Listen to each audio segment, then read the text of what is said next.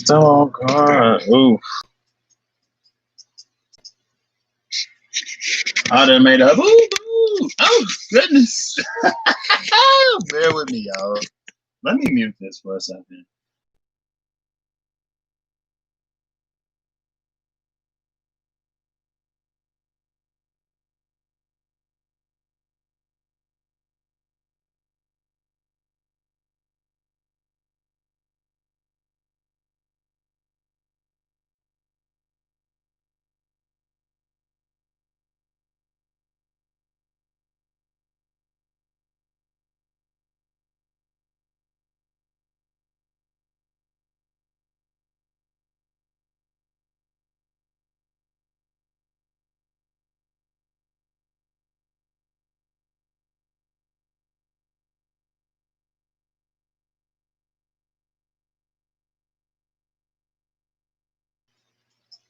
Oh well, it is what it is. Shoot. I don't have my meditation playlist right on. I don't have my meditation playlist on now. I got my lights playlist, so we'll see. I went outside for a second and like I think my hand got bit by a mosquito. It's fine. So now it's time to roll them dice. Call me bored. Call me whatever.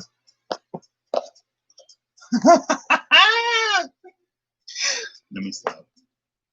All right. Ooh. So I don't necessarily too much feel that the oracles will be necessary, but I did want to use the dice because I want to see what I can get. The pilgrim fell on the floor. Y'all see that? Ooh, there you go. Oh no, there you can see the shadow. 1 second, y'all. Let's see. There we go. Ooh, y'all can see everything. Not everything, but enough to. I really need to get out. That's what I'm about to start manifesting hardcore. And ESCAPE. Escape.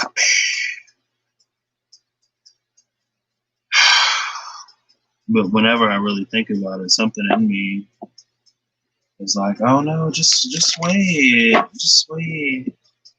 You're gonna love how it plays out in the end. So the Starborn and the Crown. The Starborn Crown. Interesting. What's a cosmic witch?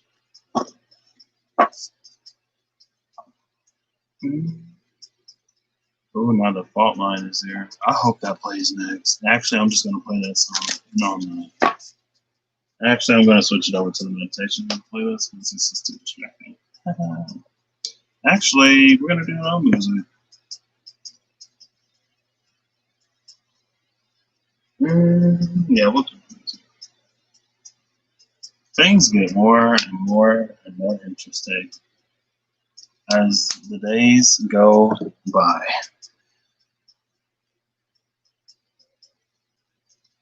That's why. Oh, Gnosis. Alright, see, shuffling these. I love Concrans, by the way. For those of y'all who don't know. Ow! Ooh, the maiden came up at the bottom of the deck. Le maiden.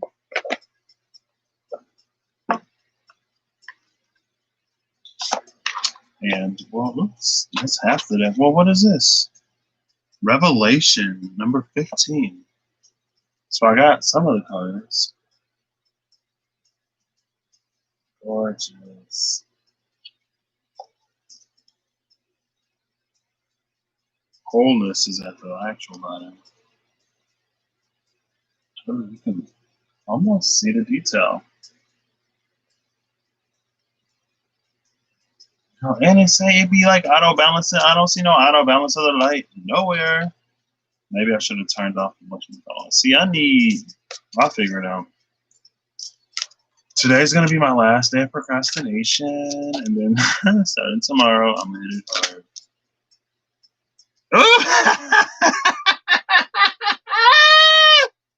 Call me out! The drive card just came out. Ooh, talk about me. Yes. Number 14 too, when we just saw 15. What's these three? Relaxation, number 49. Well, this card is gorgeous. I don't think the camera captures the depth of that. Midnight Blue is one of my favorite colors. Midnight Blue specifically. Spiritual Practice, number 19. And Spiritual Quest, number 40. We got 40, 19, and 49. Spiritual Practice and Spiritual Quest. Now that's interesting. And those were the three cards left in my hand when Drive flipped over. So I want to read Drive just to see what that's about. Bottom of the deck will be Concentration, number 9. Ain't got none of that. Concentration. Concentration in the Maiden. That's pure intention. Oh, is that a clue? I think it might be. With the power of pure intention.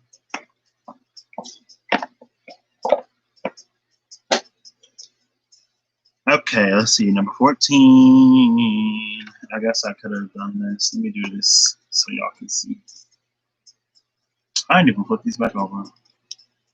Oh, wait. Did I? Yeah, I did. Okay.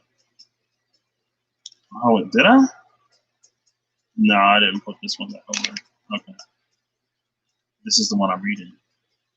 Drive. Shut up and drive. Going 0 to 60 in 3.5. Baby, you got the keys.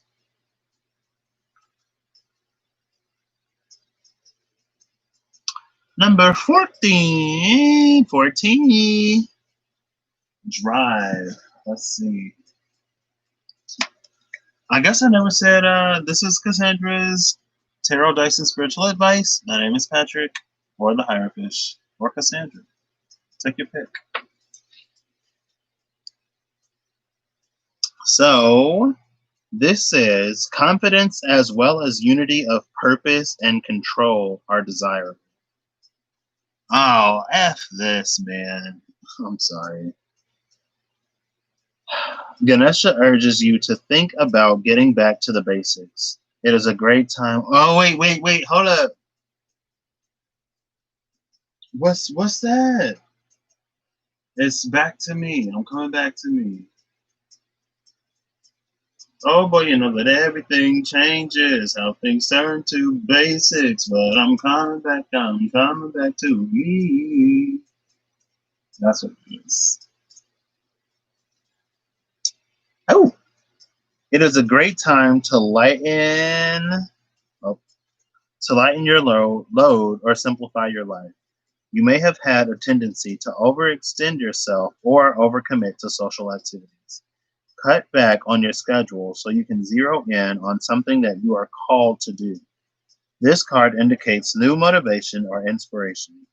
If you have been feeling stuck in a situation or in finding a solution, rest assured the energy is going to start moving again. You do not have to choose to go alone on your path. Make sure that if you do bring others with you, that they have the same goals and objectives in mind.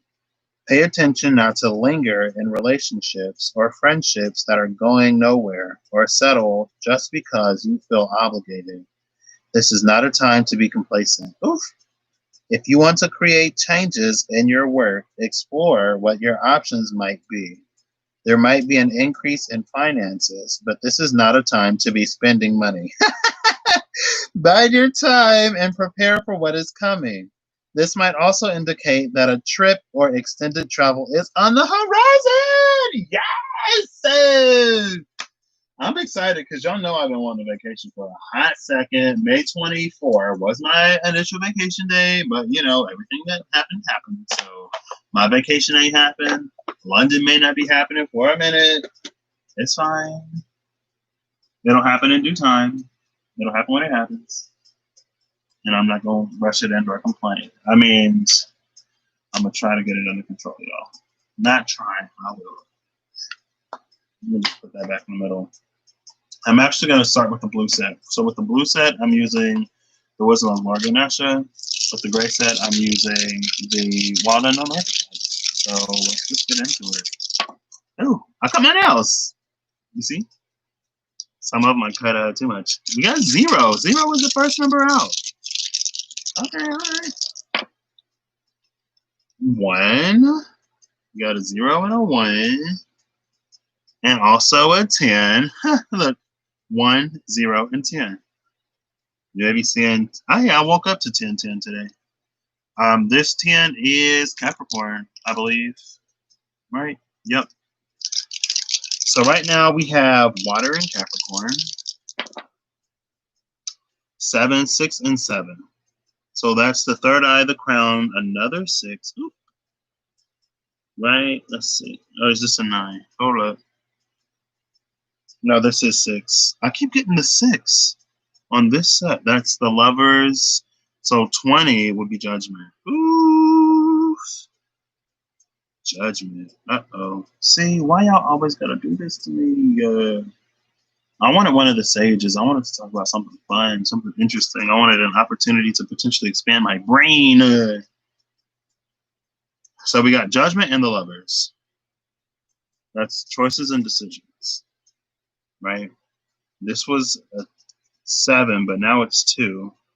I'm gonna put this back on 7. Where the 7 at? Where the 7 at?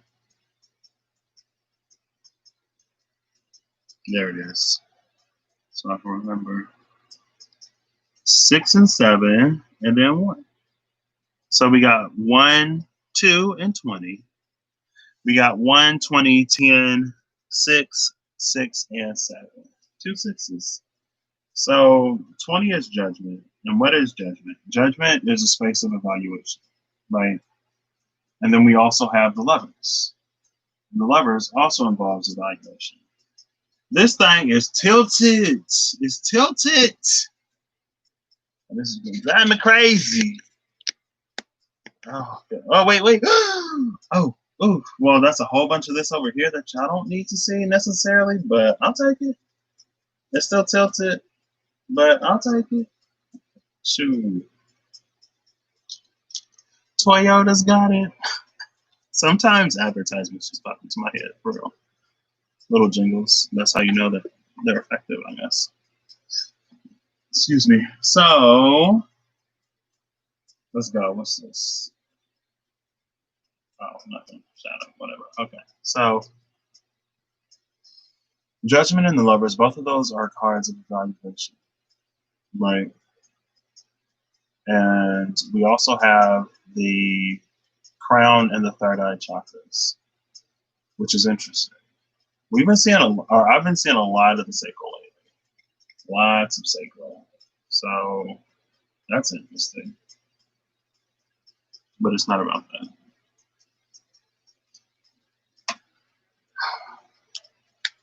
The element of water is here, and water is an element of fluidity and connection. Right? Water is also interesting because it's one of the few things, and I talked about it recently. It's interesting because water is one of the few things that will expand as it freezes. Most things, when it comes into a solid form, it shrinks.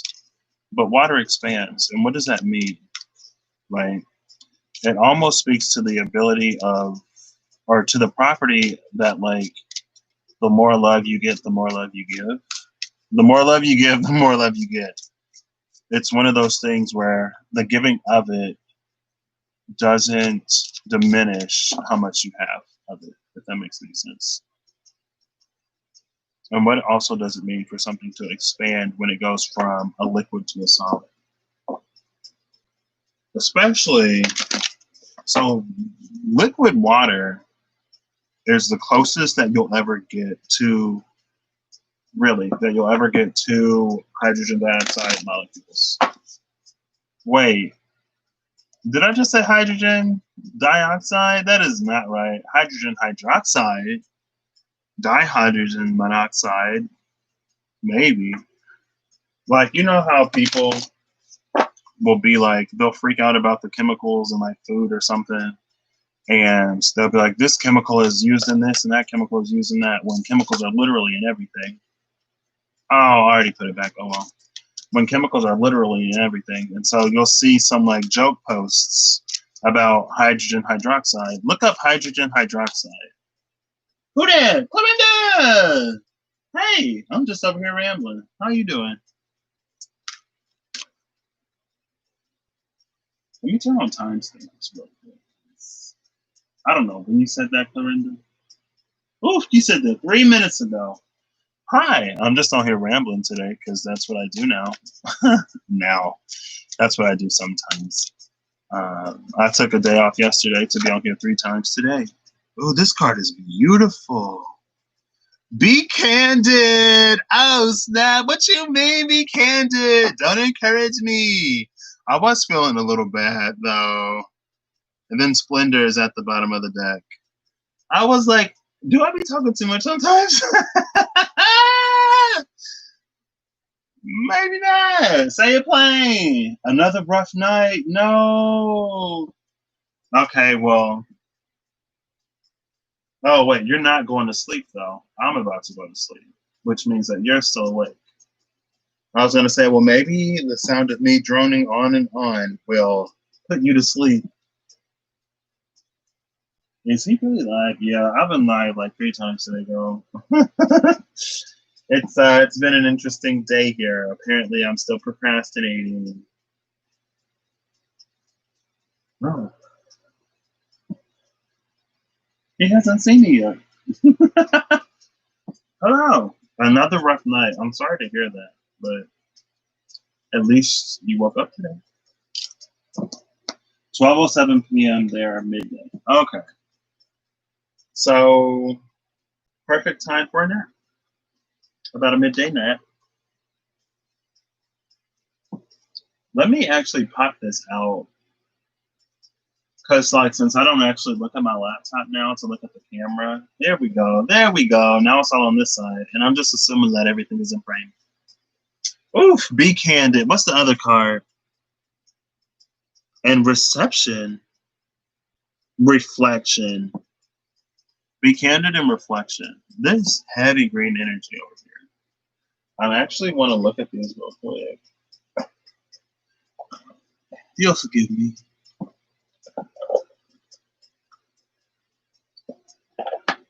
I've been talking to one of my friends lately, and we do accents. She's like, is this number 25? Oh my gosh, it is. I saw number 25 in the book earlier.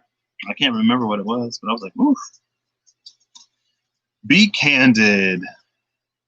I'm actually most interested in this one because I'm like, what you mean? Here it is, number 25, be candid.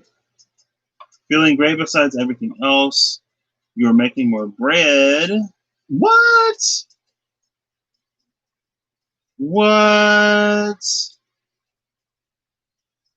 Do I have an Aussie accent? Oof. I was talking to my friend, and I was speaking in this accent, right? So she's like, "Oh my gosh, Patrick, like your accent's getting so good. Like, have you been practicing?" And I was like, "No, not really. Like, kind of, sort of, I guess, but like, not extremely, but kind of, yeah." When I try to speak with them, oh, okay. And I was like, "But I have this one Australian friend, but her accent isn't like extremely thick, so." It's not like I necessarily like hone in on it at all, but I can sort of, I'm really beginning to tell the difference between like a British accent and an Australian accent. So I don't know why it's so like, it's just like, you can say that there's not a difference between Pepsi and like Coca-Cola. You could say there's not a difference between like Miracle Whip and mayonnaise.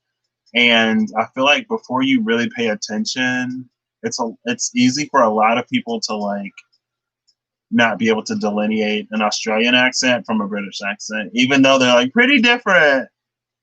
But before you like really know, sometimes it's easy to confuse the two. So yeah, I'm actually just gonna read Be Candid, and then we're gonna leave reflection. Reflection, you meditate on that yourself. Okay, here's Be Candid. I'll read the little blurb for reflection real quick because I don't want to do little Ganesha like that. Oh, look, I opened right to it. So reflection says, honor the wisdom within yourself. Boom. Easy. Yes, there is. Like American to Canadian. Okay, so to be fair though, American and Canadian can be pretty similar. But it's like if you start talking about like a boot, or like sorry, or sorry, however they say it. Like if they apologize a lot, they're probably Canadian. Like I apologize a lot. Sometimes like I'll bump into a chair and I'm like, sorry. But then I'm like, why am I apologizing for taking up space? Because I'm a big dude. I love these cards too, though. Thank you. I saw, the Leo King using them, and I had to, like, it was Ganesha. He doesn't use them that often, but I was like, Ganesha and Kali are my two in the Hindu pantheon. So when I saw Ganesha, I had to jump on it. So Be Candid says, it is essential to express your truth, even at the risk of standing out. Okay, all right. Encourage me. Family from both countries. Oh, okay. You can tell the difference. Ooh. There was this one dude. I found out he was Canadian. This one dude. There was this professor at my school, and I worked with him when I did the soybean innovation competition. He was my technical advisor, and then I took his class, and he's the one that actually taught the principles of. It's basically the bioengineering class, the genetic engineering and stuff like that class. And then I found out he was Canadian. I was like, what? Dr. Solomon, you Canadian? He's like, yeah, I'm from Canada. I was like, I never would have known that. I never would have guessed. Ever. He's kind of cute. Let me stop.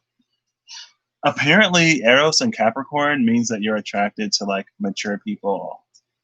And I was like, man, that is so me. It wasn't until like last year that I started meeting younger dudes, and I was like, oh, I don't know how I feel about that because I like maturity, but I also like to have fun. So hey, there's that. So here we go. The situation at hand is asking you to express your thoughts. In the past, you have tried to maintain peace by staying quiet. Why is this me? This is literally my life. By staying quiet or swallowing your words. Have faith that open and honest communication can bring resolution to the situation. If you are not sure where you stand, ask. Since this card is about communication, it may indicate someone's words have created a moment of clarity.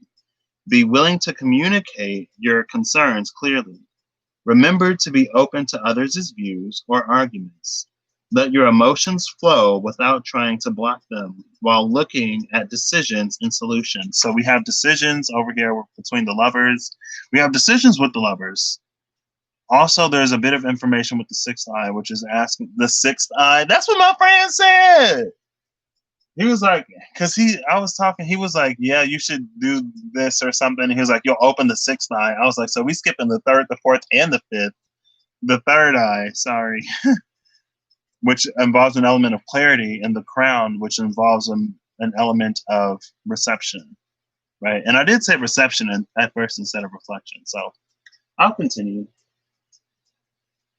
Honest and open communication. Ooh, you had a crush. Yeah, I crushed on a lot of older people in my life, honestly. But he's not like older, but there are, hey, old men need love too. That's all I'm going to say. So we're being candid, I guess. Flow without trying to block them while looking at decisions and solutions. Ganesha prompts you to be wary of coming across as rough or uncaring when you communicate your concerns and ideas to others. Whew. Before you express yourself, take a deep breath and think of what you are going to say. Convey your thoughts in an understandable, brief and well thought out manner. Teal represents the throat chakra, which represents both speaking and listening. The throat chakra is the gateway for the higher spiritual realms. When your throat chakra is activated and balanced, there is a diminished chance of miscommunication and misunderstandings. You are able to express yourself as a spiritual being. You are a good communicator, speaking honestly and from the heart, as well as being a good listener. You are able to ask for what you want and need from others. You are able to express yourself individually and creatively. Your relationships are based on truthful communication and true intimacy. Oof. This card invites you to create emotional balance and stability in your life. Okay, I really, really love this card. So I feel like it was kind of sort of backing me up on one hand and also maybe kind of sort of calling me out at the same time, which is fine because we can do both. We can do both. Always forget to take that deep breath. Words just come. You're trying to change this. You know what? I breathed all my life. I do too. Always crushing on someone, right? Right.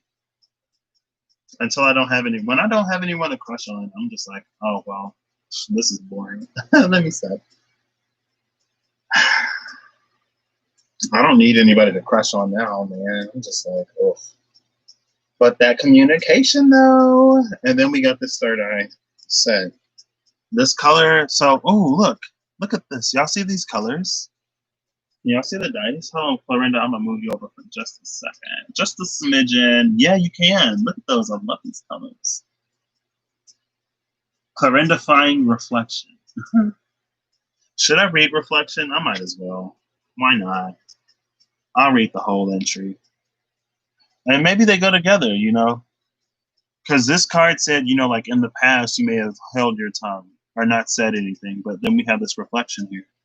And there's also this interesting sort of like color contrast thing going on. Oof, okay, all right. Oh, see, no, what we ain't gonna do is this headache trying to roll in. Oh my gosh. Hold up. I feel like my throat and my third eye are trying to like go at the same time or something. I don't know what's happening. I just know that it's too much. I'm just like, let's rip off the Band-Aid. We're healed. Let's go. It's like, hold your horses. I'm like, we're off to the races. It's chariot season. Let's go. Yeah, I'm all right, Clarendon. It comes and goes. So honor the wisdom within yourself. Ganesha is here to help you find the truth of who you are, the light of your own soul, and be willing to let it shine. That's what is that not what I've been on here talking about? Ganesha is backing me up. Wait, I can feel what? Oh man, see, I don't know what this is. They've been acting up today. Not acting up, just feeling different, weird, activating in different ways, maybe. I don't know. This is literally what I've been saying.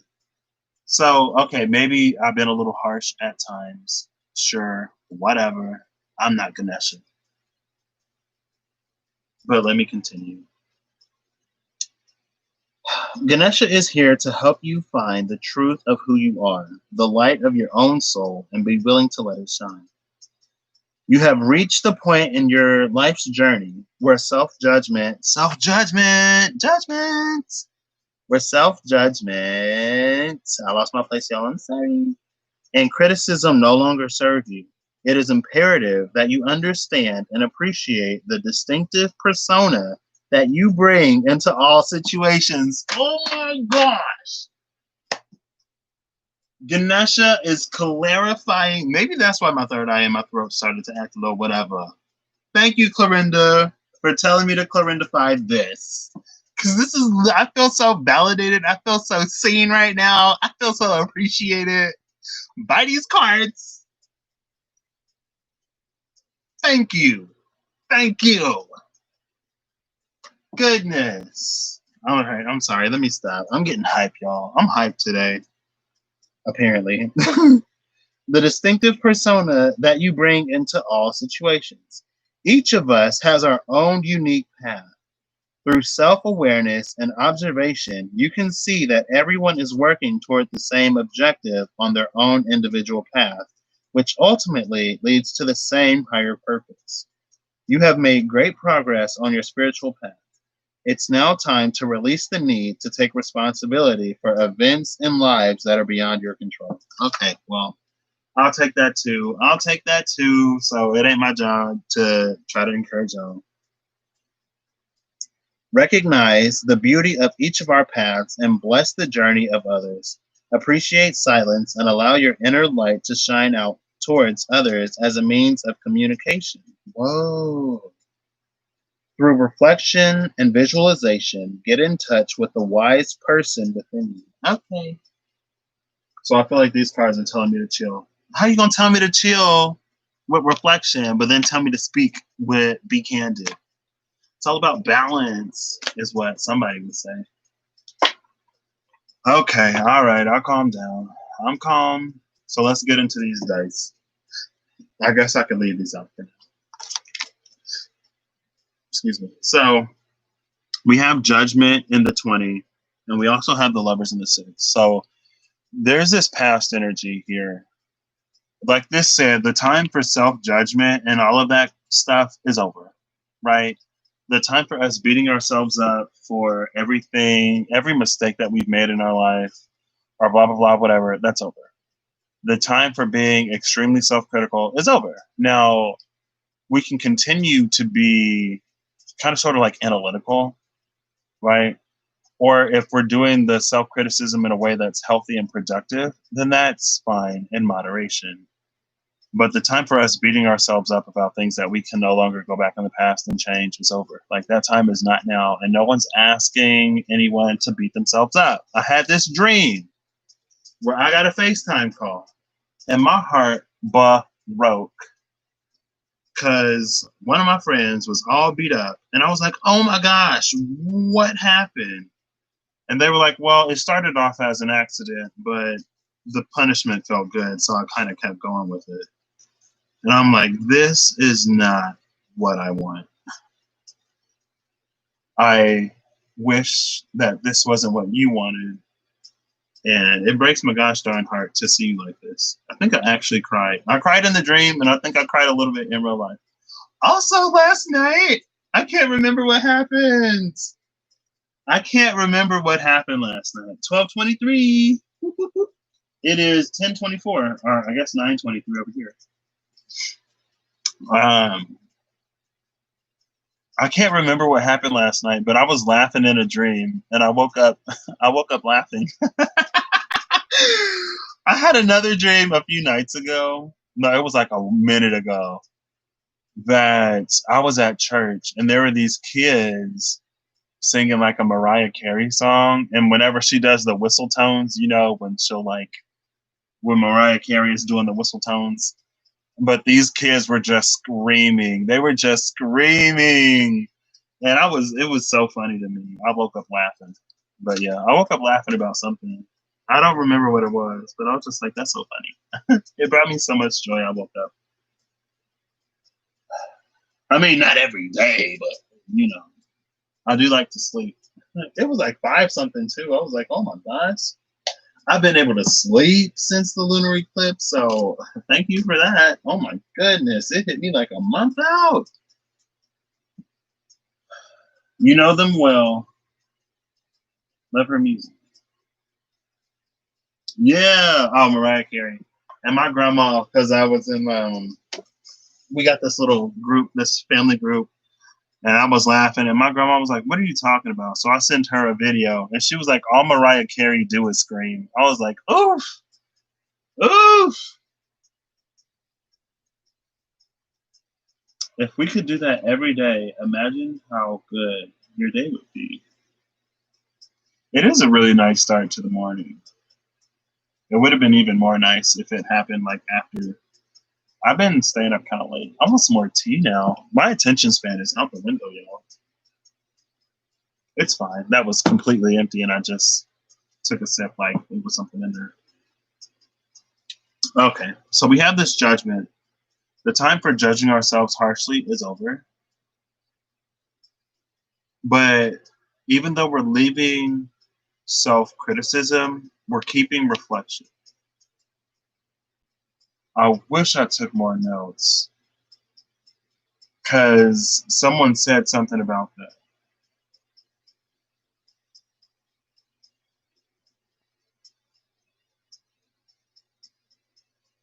But the time for that is over, right? And this is a four. This reflection is a four. So there may be a part of us that's gotten kind of sort of not complicit or complacent, been staying up late, but not by choice. What? Oh my gosh. I feel like at that point they need to just step in and move some folks. They need to take care of that. That's ridiculous. That's ridiculous. And I guess it's unfortunate because that is supposed to serve a purpose, but whatever's supposed to be happening and going on over there is not happening or going on. So yeah, hopefully that gets you know taken care of fairly soon. And so there's also this Capricorn energy. Capricorn, water, and the lovers. So Capricorn is all about building something. Capricorn is all about the structure of something. If Cancer is the home, Capricorn is the house. And you can have a home without a house, but a home with a house is much better.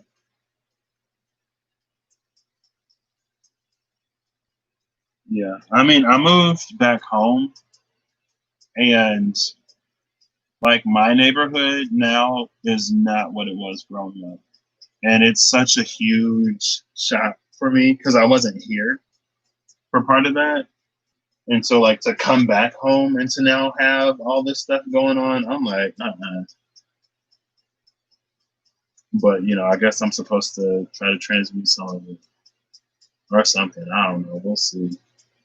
Give me one moment. I need to blow my.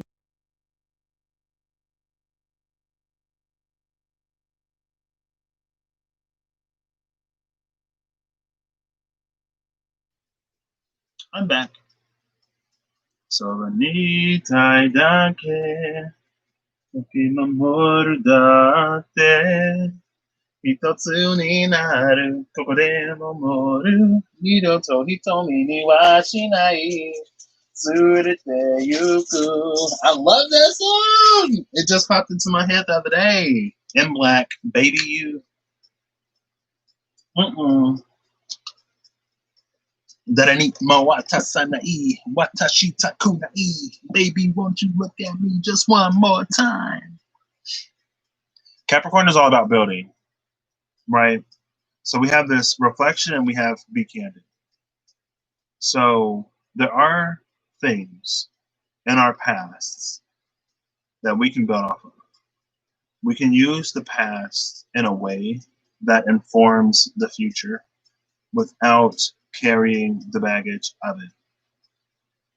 If that makes sense. If you follow me.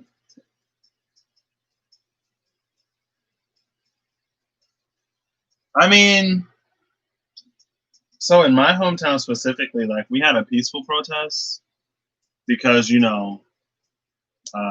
not but honestly, in the areas where law enforcement hasn't been escalating situations, they've been fine. I guess there was looting like about half an hour away, but a lot of people, not a lot of people, some of the people who are looting are also like inciting things. or not even a part of stuff. And I think a lot of times people look at anger as if it's not a valid emotion, and it is. Anger is an extremely valid emotion, just like all of the other emotions. And a lot of times it seems that, like, instead of addressing the things that make people angry, people try to just dismiss it and then dismiss the person that's angry as, oh, you're angry, therefore you're like not thinking straight or whatever. And that's not the case. But yeah, I mean, in my hometown, things are pretty standard, um, pretty chill over here. Hey, Mimi. So what? So what? So what? Ooh, so what? I'm sorry. Yeah. And honestly, it's like, it's kind of sort of a lose-lose situation. Oh, snap. You at the altar. Oh, no problem. Oh, well, be candid in reflection.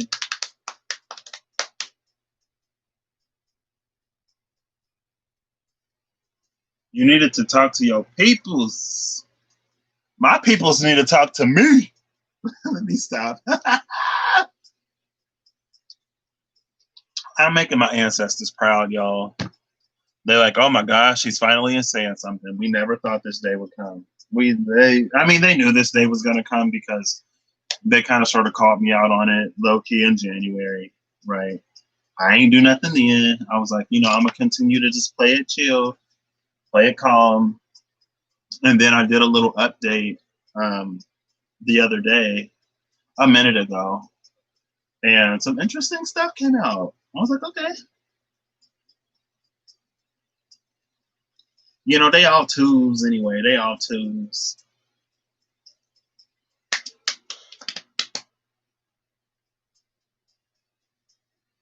Oh, you're done now. Okay, gotcha. Um,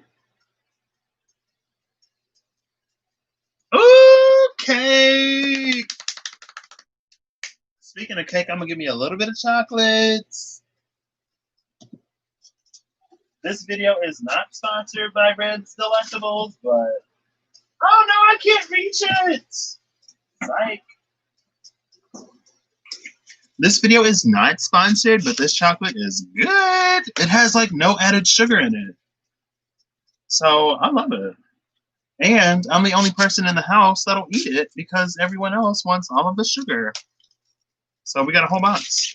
I still haven't talked to my grandfather though, so should probably do that at some point.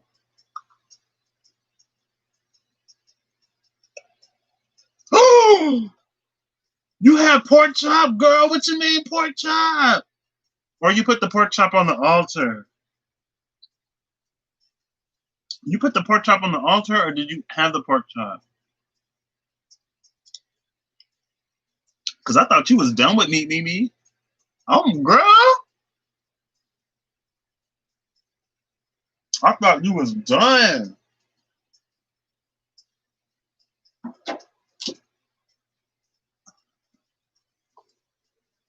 Oh, okay, all right.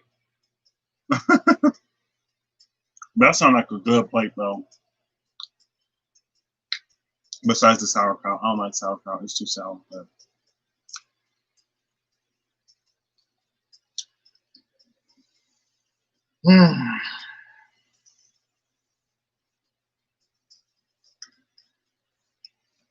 Oh, I got friends in the chat today. I'm gonna be on here all night. Y'all ain't gotta stay, but I might be going for a minute.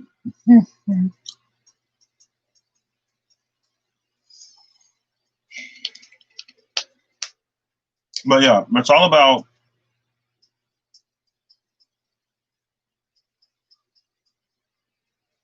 using the past to fuel us moving forward. And there are certain aspects of the past, since, Clorinda brought it up. I wasn't going to, Clorinda, I've been talking about it so much. But you can't necessarily, like, forgetting about the past or trying to forget about the past or trying to pretend like the past didn't happen, a lot of times is not a good way to actually address the past. Because what it'll do is it'll subject all of that to the shadow. And so you'll have all of these things that people are sort of walking around pretending like they don't necessarily carry, but it's always there. And so right now, we have the opportunity to address this as it comes up instead of just ignoring it like we've done. Oh my gosh, I'm on top chat. Oh, let me switch to live chat. Y'all, I'm so sorry.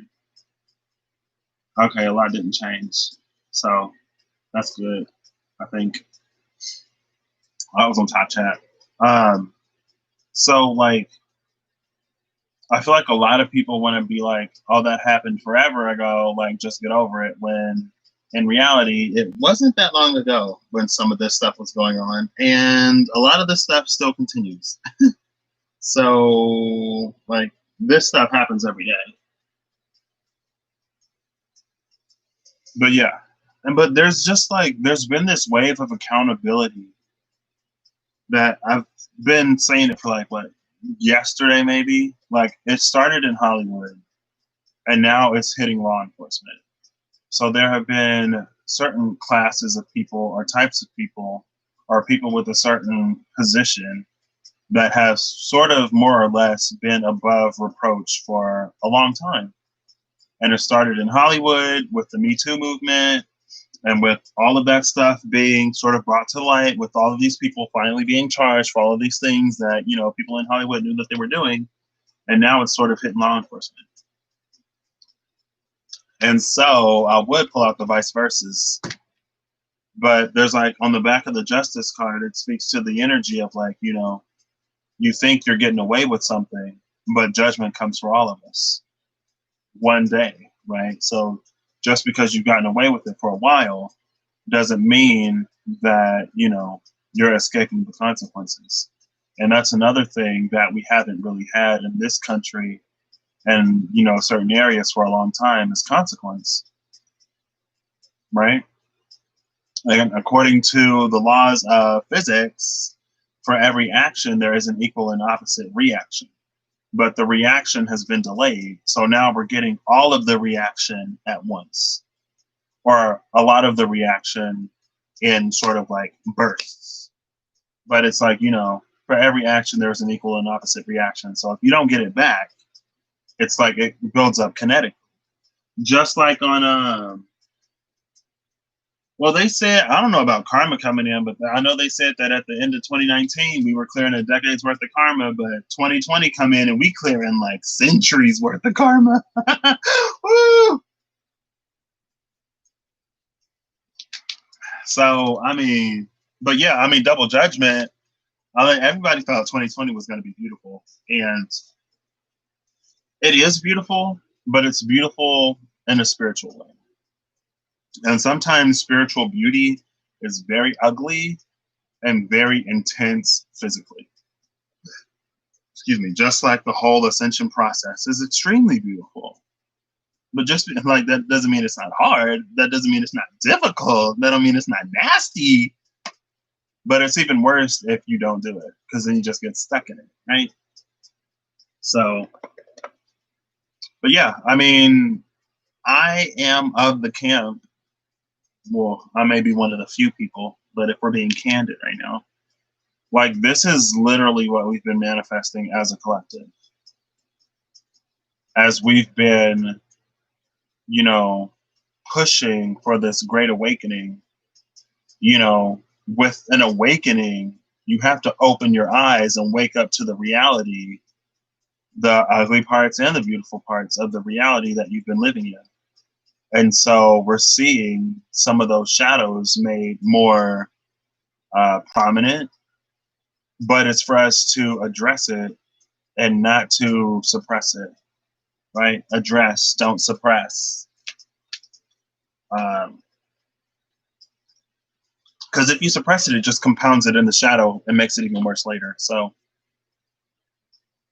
but yeah, back to the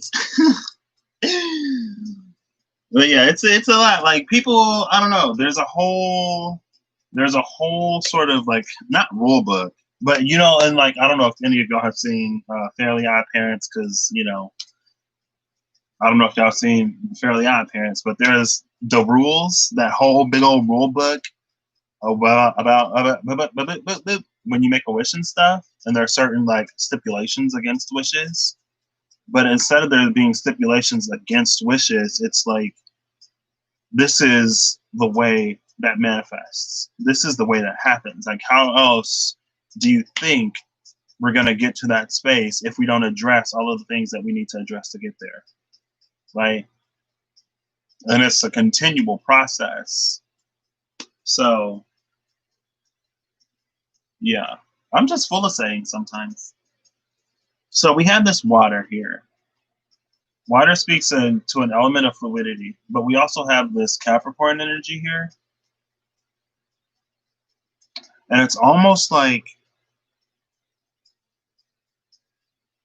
oh, I don't know what this is, but there's this energy where the water will flow into something and it will freeze.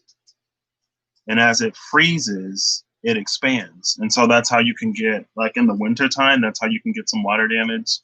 Because if liquid water flows into something and if it expands as it freezes, it's going to push things apart. And so it's like there are these gaps that are being created because of this water flowing into these situations. But also, it's like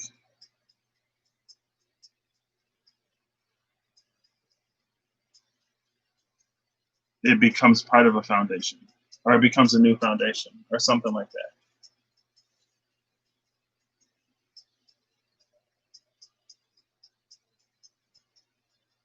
And so with judgment, with the third eye in the crown and judgment, I feel like it's like it just feels like, you know, justice has come back or is returning. And with the third eye, it's like with the third eye in judgment, there's almost this like, it's like we're turning our third eyes on ourselves and on our own realities. And some people, again, it all comes down to like, I guess what you're willing to face, right? And it's gonna be like it's like your shadow is so important, and you can gauge so much of your capabilities by your shadow, because it's like the shadow is the vessel for the light. You can only hold as much light as your shadow is healed. And ignoring the shadow and suppressing the shadow is not the same as healing the shadow. And so I guess it's almost like, I guess there could be some people who are like being overloaded right now. It's almost like you called in more light than you can handle.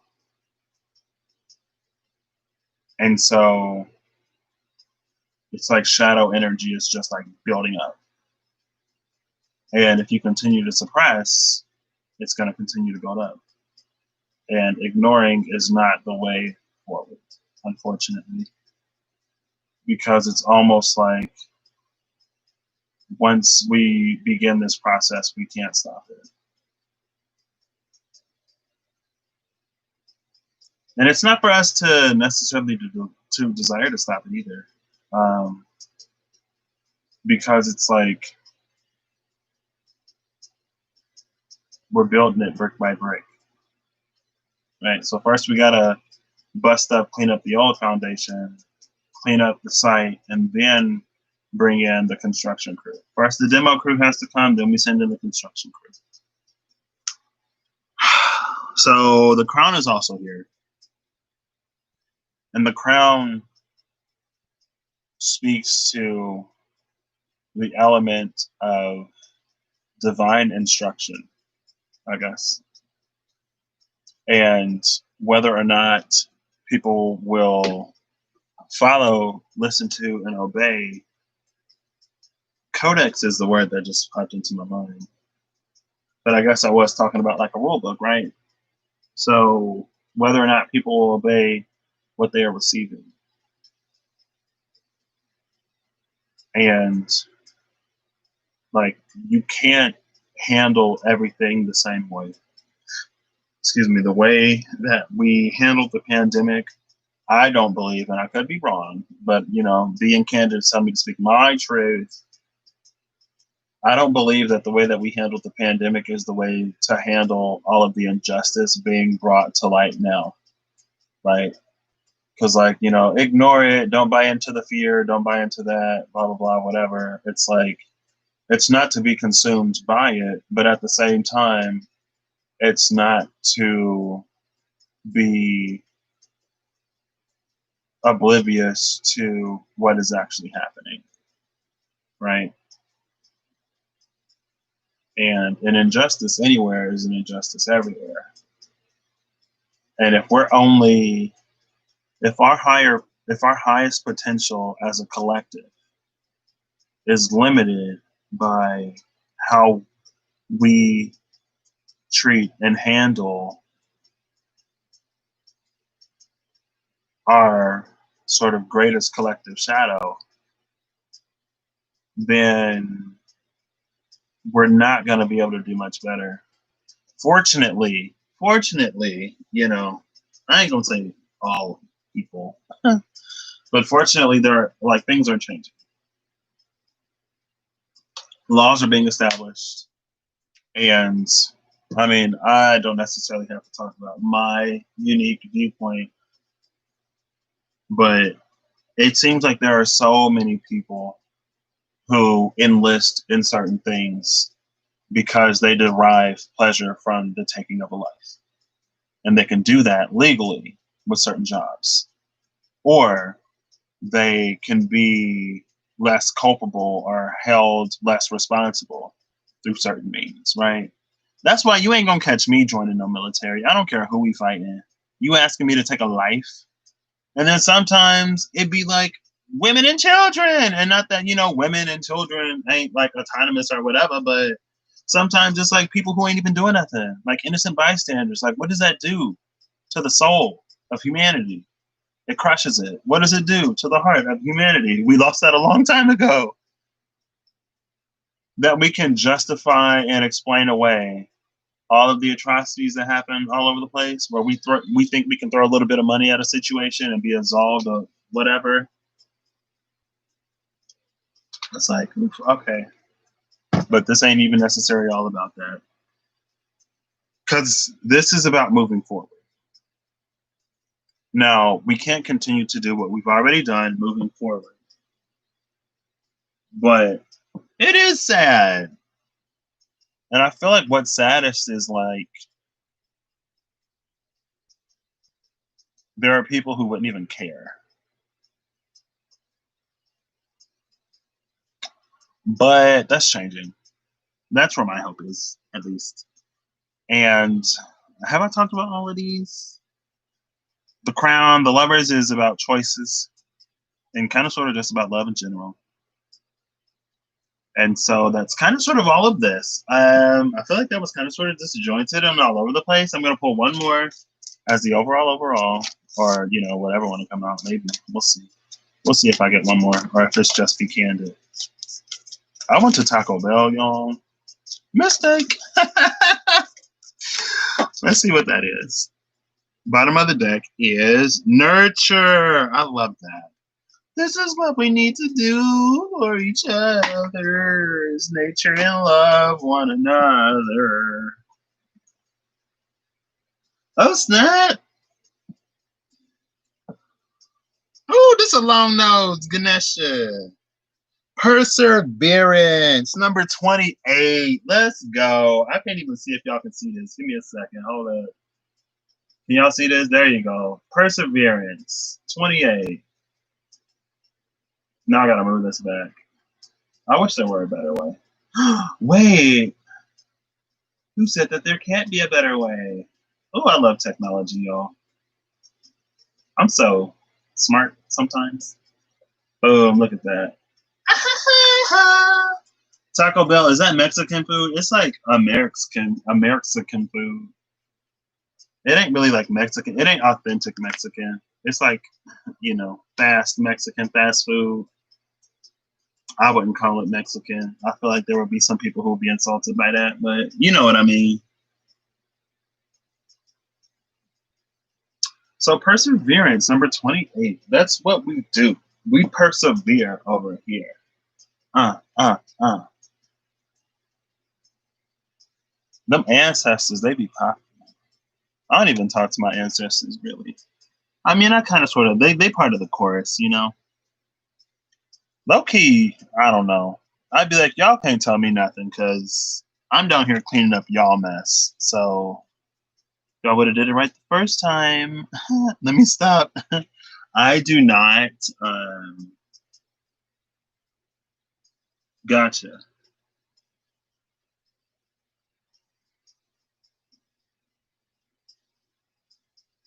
I don't condone talking to your spiritual team in whatever kind of manner. So respect your ancestors because, they is on the other side.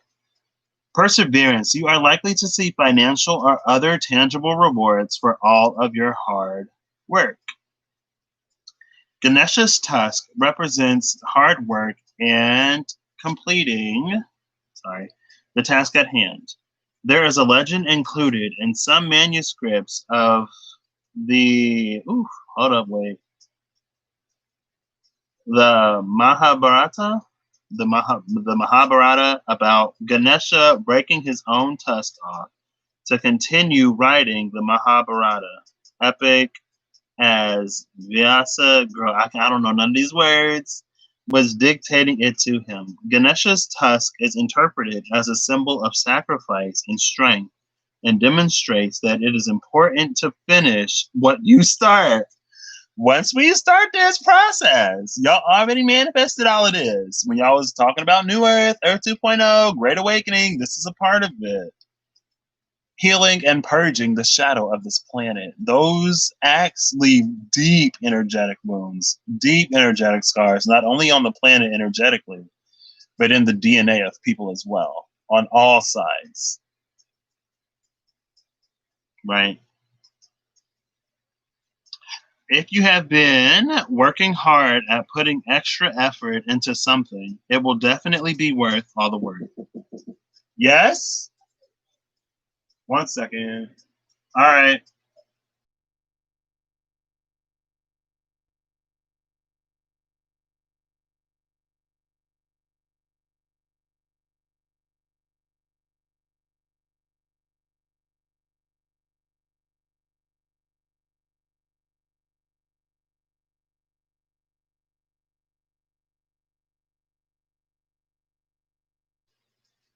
All right. I forgot my wallet in the car. Oof. Have you ever been to a grocery store, paid for the groceries, and then left without them? Just left them in the bag as a little carousel thing? I've done that. Oof. Oh, yellow cake with buttercream. I want some cake. I want some cake. I want like a caramel cake. Oh.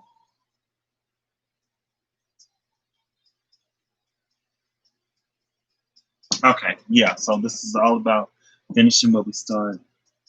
Too many times. Oh, okay. Thank you.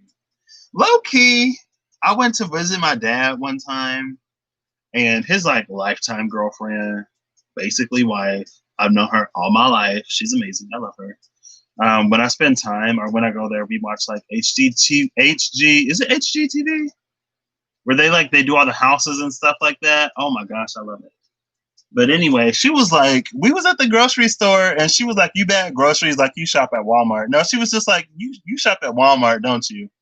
I was like, what? She was like, you bag groceries like you shop at Walmart. I was like, oh my gosh, what does that mean? But hey, I mean, she was right. So I try to be more conscious, you know? Yes, me too.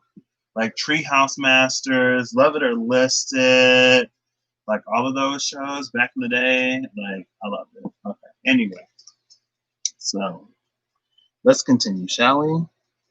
If you have been working hard or putting extra effort into something, it will definitely be worth all the work. You will see the results and rewards for your labor. You may have been working on something quite challenging and important for the last few months, and this is likely to come to a conclusion soon. Ganesha is guiding you to not lose faith while you wait for things to come to fruition. Be patient and appreciate the progress you have made so far. If your hard work has not yet paid off as planned, consider that your expectations may need modifying. There are no guarantees. Be grateful, focus on the present, and do what you can with what you have.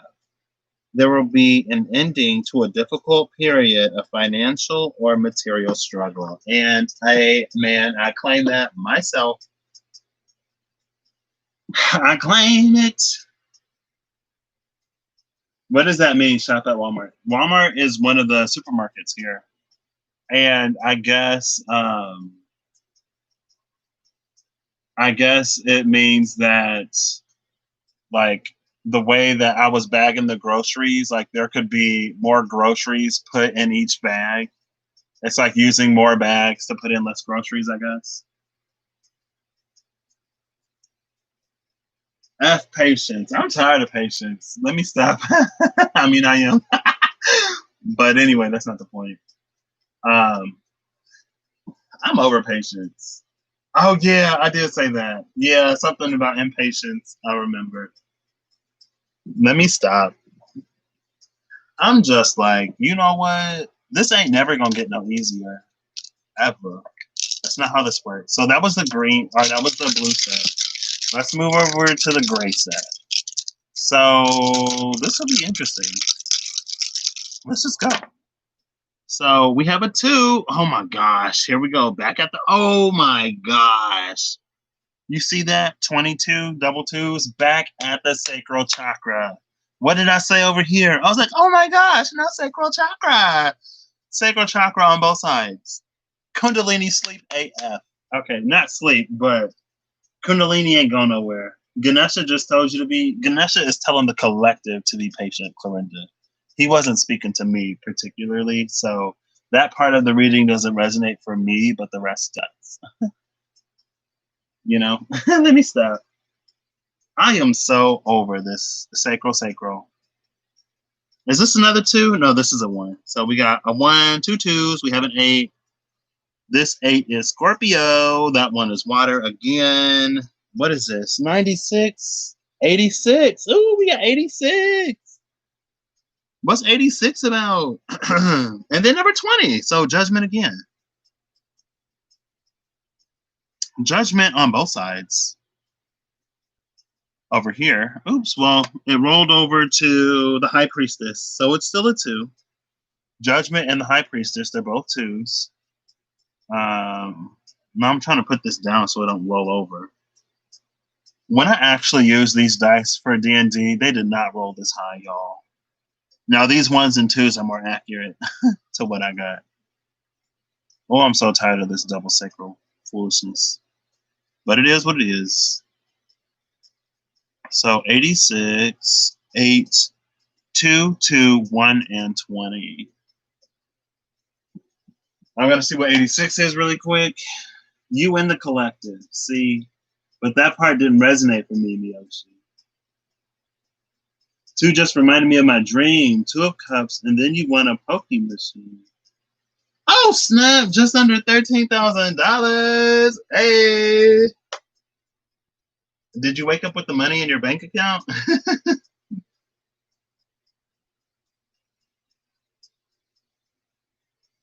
Let's see. Let me see. What is this? What this is? 86. Oh, please, please, please. I will be so excited. I would be so excited. So excited. But nothing. Boo. 86 is Sagittarius energy. Boo.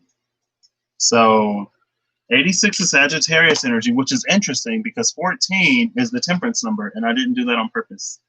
So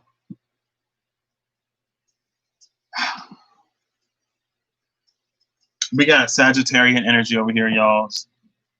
I don't want to say F Sagittarius, but South Node is in Sagittarius right now, and she is deadly. But so we have the sacral chakra over here. We have the past and the future.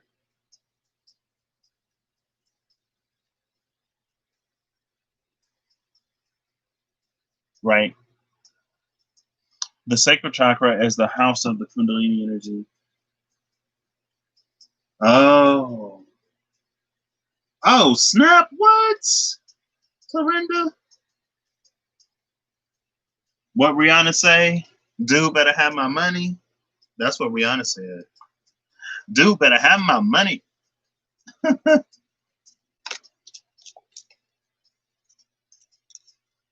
Oh, look, the gray set and the black and whites. Oh, yeah, that's why I'd use those for this. Okay, I forgot. What was that? Oh, well, the Maiden just came out.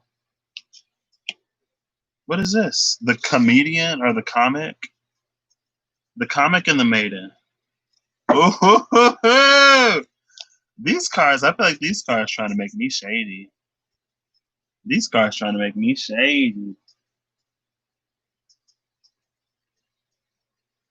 Oh. So you had a dream that you got it, that you wanted, but you had to share it, and then you had to chase down your half. Well, praying for that to come in for you. To make things at least a little bit easier. Oh, there's a fault line. Get lost in all that picture sound. I've been losing my mind. But now I'm no longer falling for you. Girl, I've been standing on a fault line. The sustainer. Don't like this energy. And I'll tell you why. Because the systems at play cannot be sustained.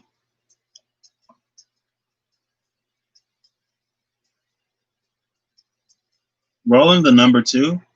Have you been seeing 222, 222, 2222, or 22222, or 222222 lately? Maybe 2's repeating.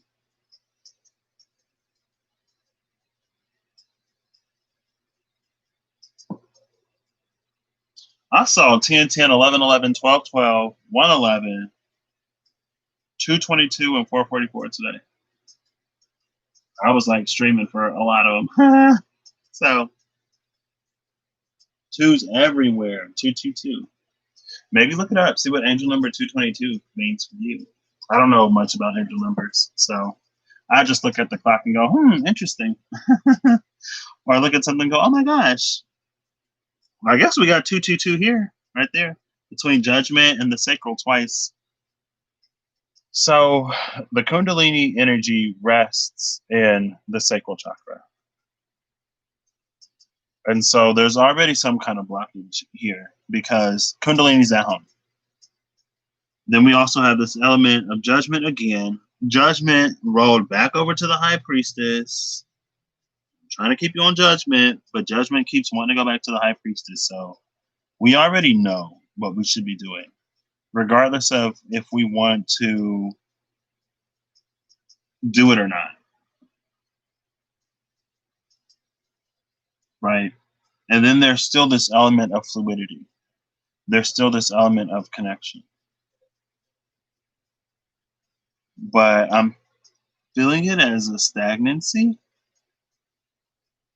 86 is Sagittarius, 8 is Scorpio. So I guess between Sagittarius and Scorpio is a ficus. But, I ain't talked about a Ophiuchus in a minute. What's she doing? She chilling, chilling. No, she probably waking up. Excuse me. And so there's almost like a split between the masculine and the feminine when it comes to how to create or recreate the world moving forward. Oh, that's literally right here. So we have this fault line between the feminine, the maiden, and the masculine, the comic. Now, I'm not saying that the masculine is a joke, but the Wada known tarot is saying that the masculine is a joke. So, um, you were reading about a ficus today. Oh, snap. Well, there you go. I ain't seen anything about it in a minute.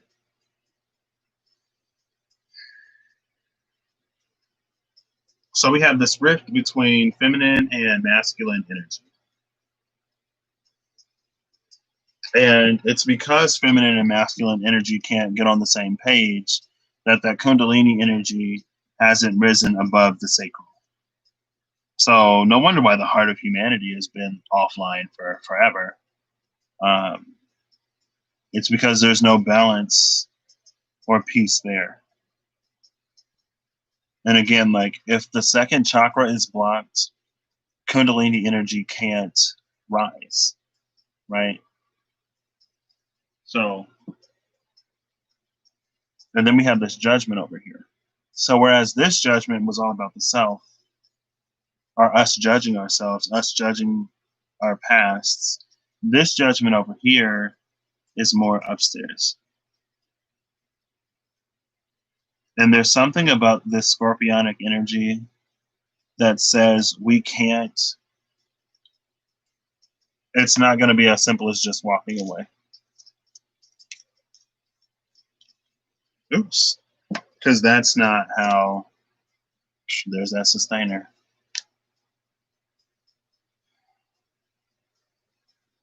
If we try to just walk away from it, that'll keep everything as it is.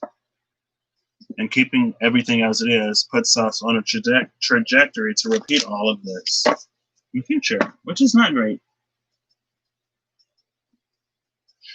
Oh, this gray set, y'all. It's always this gray set. It's fine.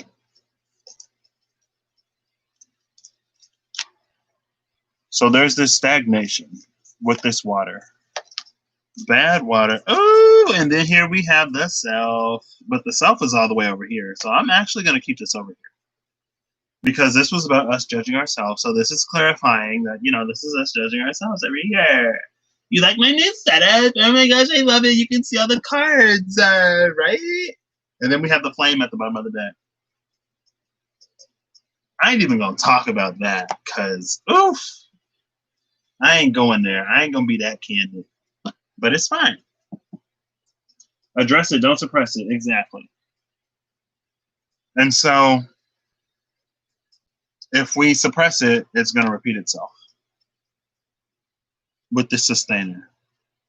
And the sustainer is actually like Vishnu energy. And I looked up Vishnu and Kali one day. And see, masculine energy is a joke because it's not as dynamic as feminine energy. Whereas, like, feminine energy can be everything at once, right? It's water. It has the ability to flow through all things. Now, masculine energy being the fire, it's like fire always burns the same. Water fills its vessel and it can take many different shapes and forms, solid, liquid, gas, right?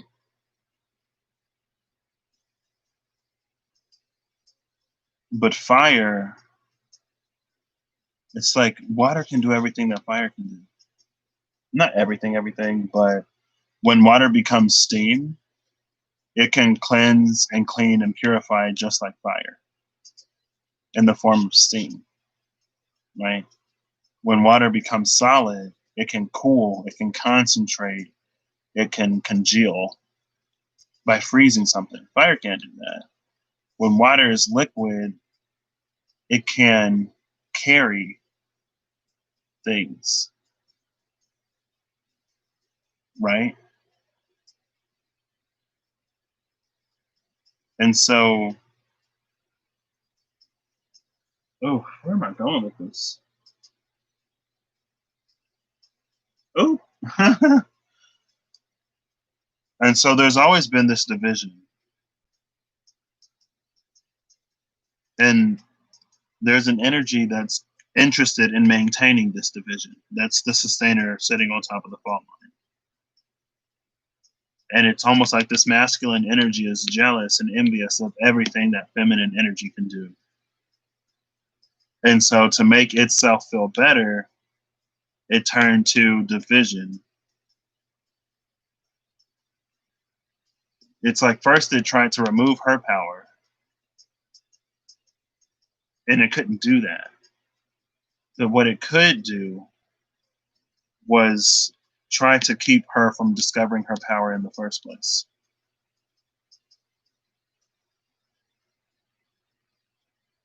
By making her think that she needs to go through him, when anything he can do, she can do, and she can do more. That's why Kundalini energy is that divine feminine energy, right? It's that divine mother energy. Mother is the creator.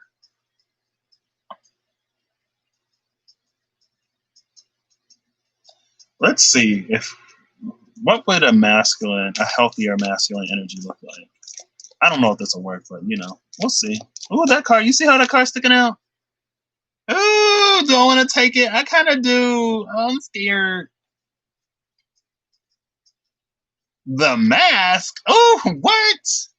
Healthy masculine energy is hiding. But I think, and then the stone is right there.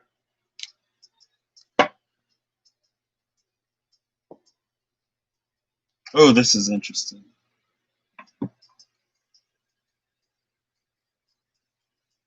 Professor X, oh snap. Before he plug into Cerebro to be like, where this mutant at?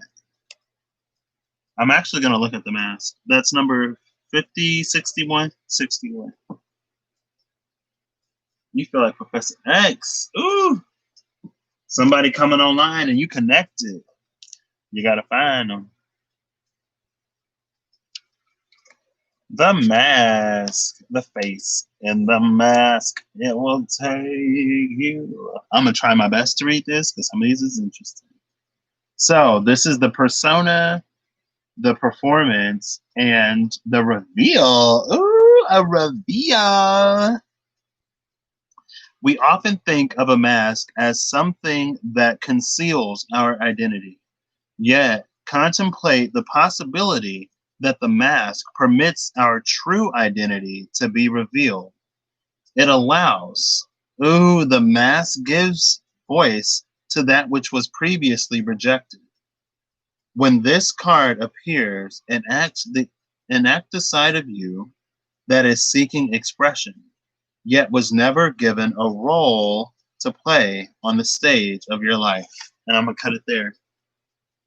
So we have this sort of truer, I got a few things for that. We sort of have, it's extremely good.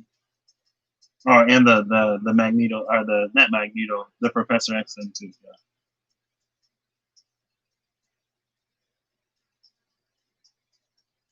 This is interesting because it's almost like masculine energy hasn't had, healthy masculine energy hasn't had a role to play.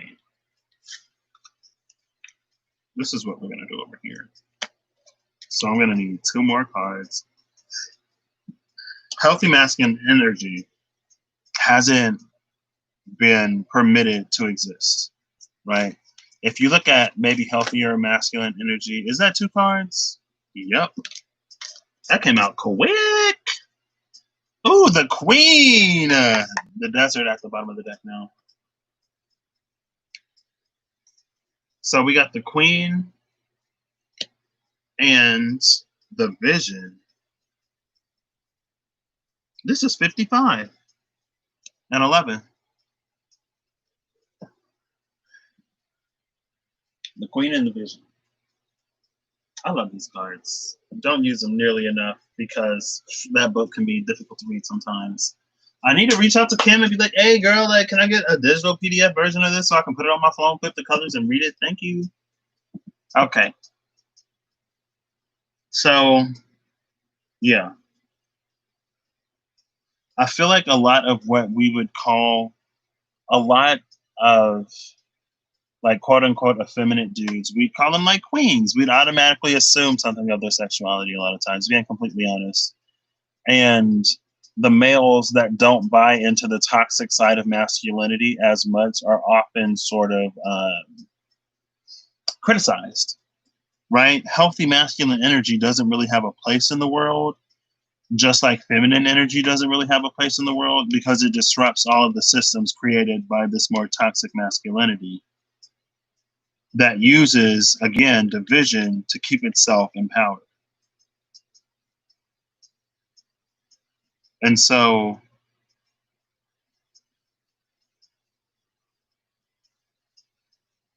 the thing about the mask is it does in some ways reveal our it does in some ways hide our identity like the entry said, but it also reveals our identity. It reveals our true colors.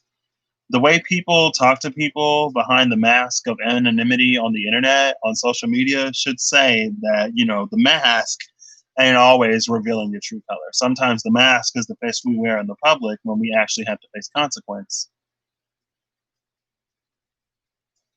And if you're one bad leader or permission or a lack of consequence from falling apart, then you already have a problem. Because, like, you can lead a horse to water, but you can't make it drink. And so the horses have a drinking problem, yes, but that's the horses have a drinking problem, right? It ain't the water having a horses drinking us problem. Or, you know, it's the horse that has the drinking problem because you can't force a horse to drink water.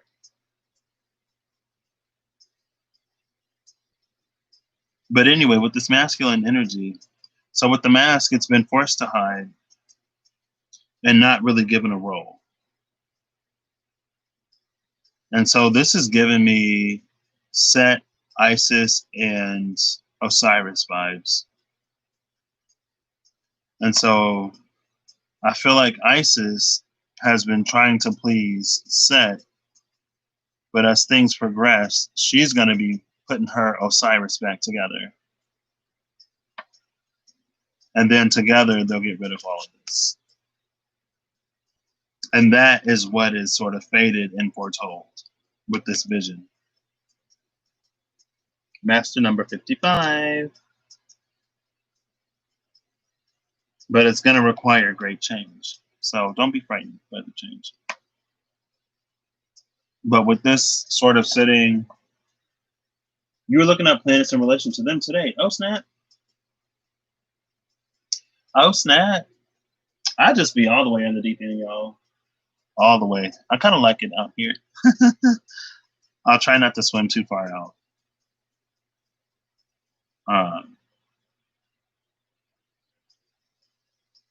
But yeah, there's almost with this being the masculine and the feminine side of the creative energy, it's like there's this conflict and contention between the direction that the world should take.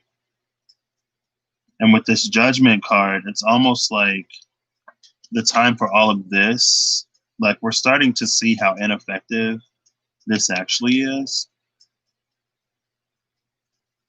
And if you draw the right or wrong attention to the situation, then you'll find yourself in trouble.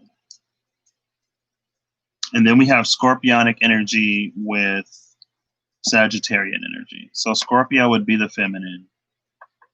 Sagittarius would be the masculine. And Sagittarius is an extremely masculine energy.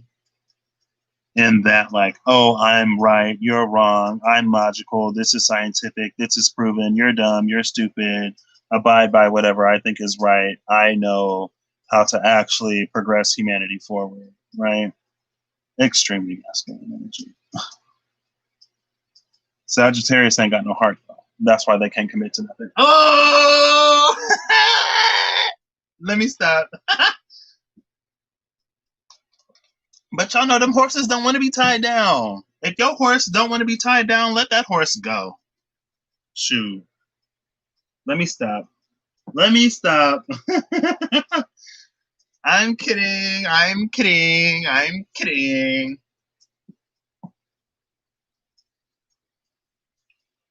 But yeah, not all Sagittariuses are like that. Let me start by saying that if you get you a Sagittarius, and if it works for you, then you're probably the type of person that would love someone who is like independent and who has their own thing going on and who doesn't always need you to be there, right? And there are relationships where that works. You just got to find you the right person, right? So that we're not trying to expect something for someone from someone that can't give it to us, or maybe it's not even that they can't give it to us, but if what we need from someone doesn't align with what they can give us or with what they want to give us, then maybe we gotta find somebody who can give us what we want. But yeah, so it's like there's been this conflict over this like Kundalini energy, but masculine energy like was never going to be able to wield it properly because it's too fragmented. It's too fragmented to do it.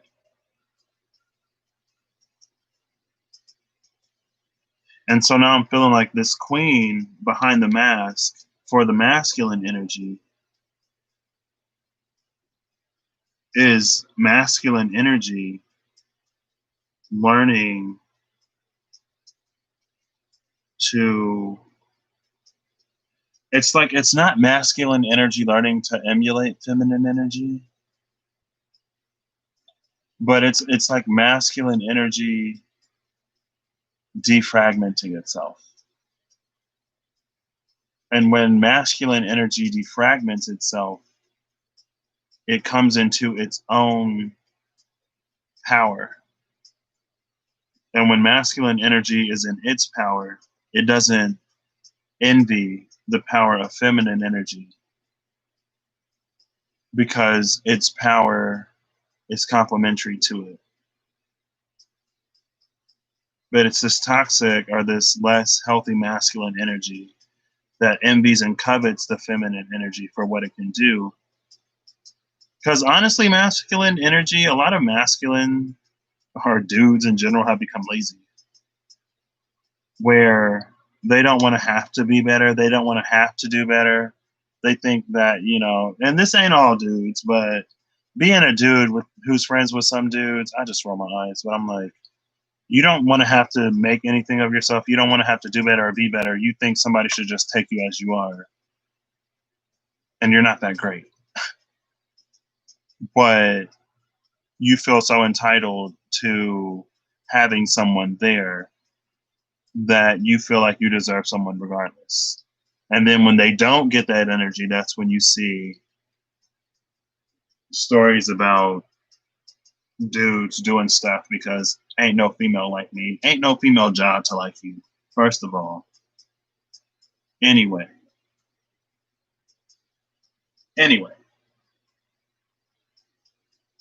it's done itself a disservice. But it's like masculine energy is going to be coming from behind the mask and revealing itself in some way.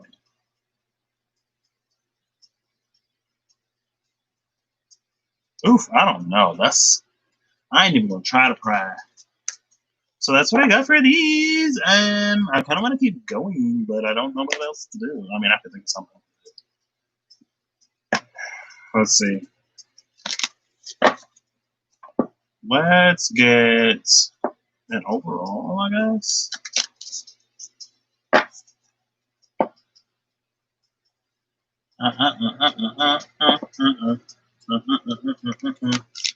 Oh.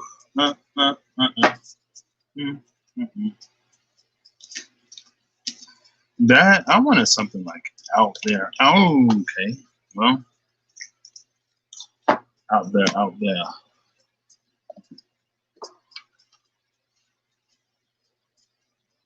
The desert.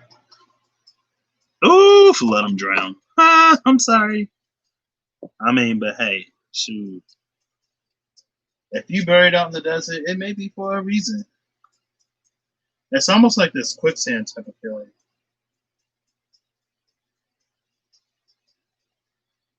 Okay, woo! She moving on. She done like 15 to 20 different Sagittarius readings. I think I got all the cards.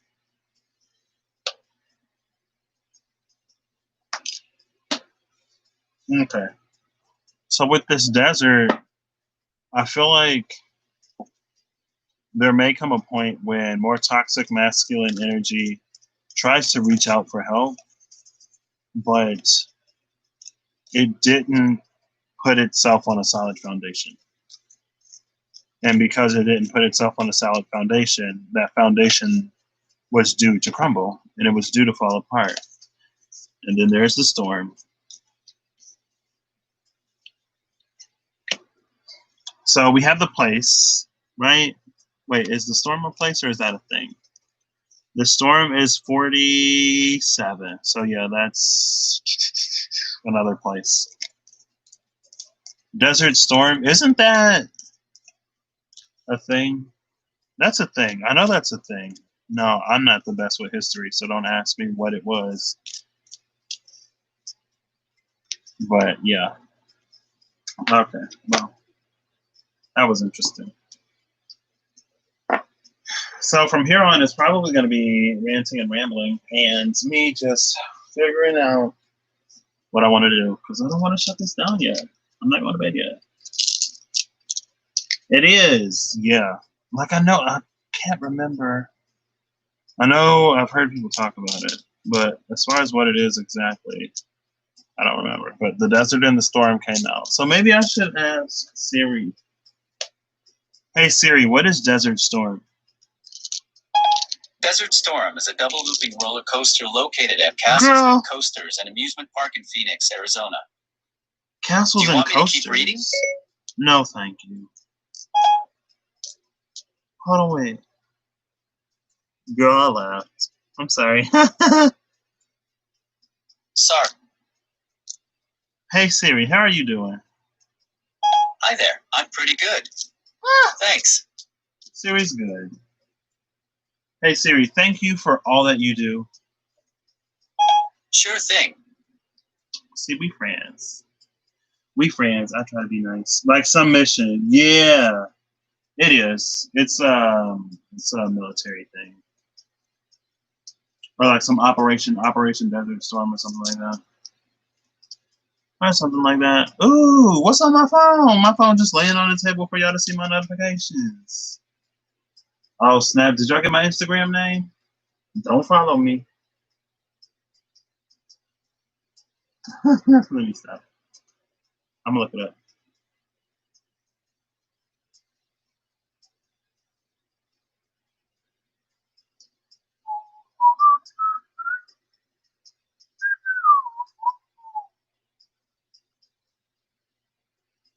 Yeah, here we go.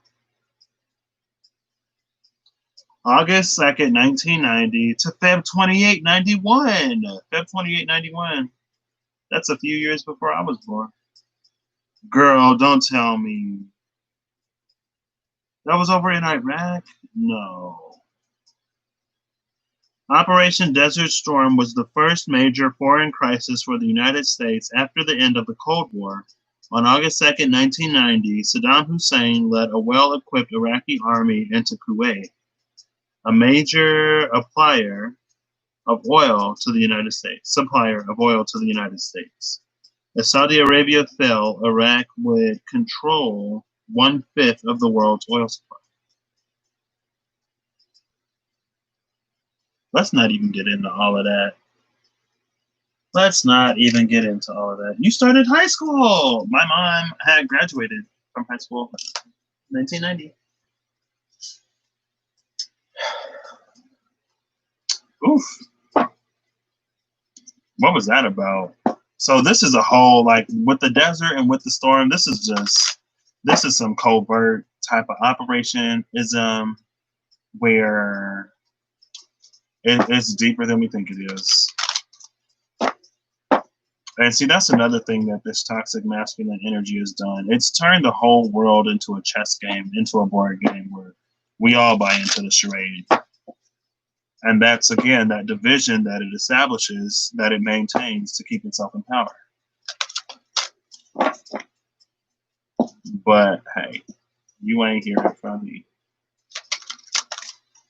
I want something deep. I wonder if I can ask. Can I get something deep? Like, give me something. Oof.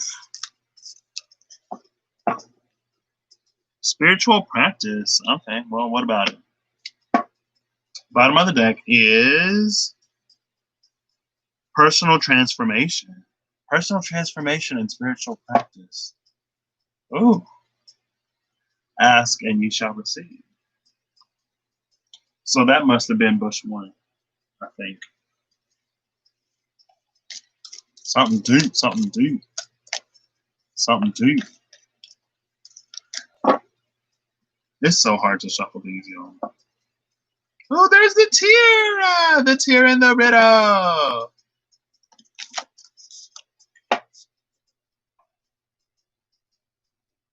Oh, what's that? These feelings, my feelings be feeling sometimes. I'm just like, what? And I'm starting to get a little warm back there. Give me something deep. Give me something good. I want to know. Oops. Oh, face down, just like I like it. Bottom of the deck is the 1. First we had the self. Now we have the 1. Oh, ho, ho, ho, ho, ho. Okay. Yes. This is not intended to be anything. Let me continue. What do I want to pull on top of these? Oh, they're up here. Whew, thankfully. I was like, I really don't feel like pulling those out of the box. Out of the box. Out of the box. Take one box. Put in with another. Clorinda.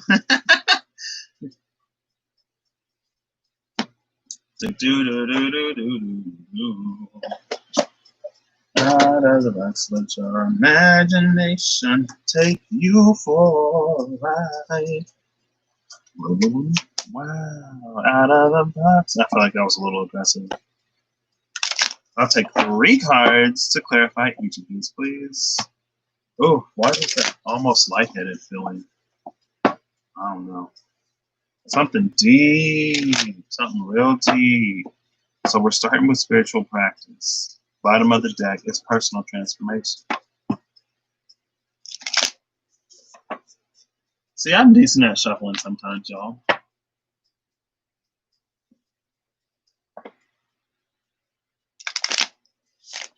Oh, did y'all see that? Hold on, I'm gonna try to do it one more time.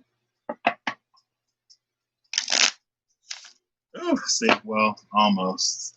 That's what I get for trying. Okay, I'll put this here. 6 of Swords! Nice.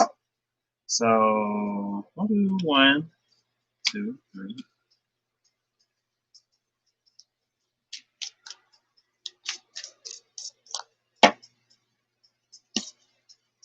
Give me something good. Don't wanna wait, I want it now.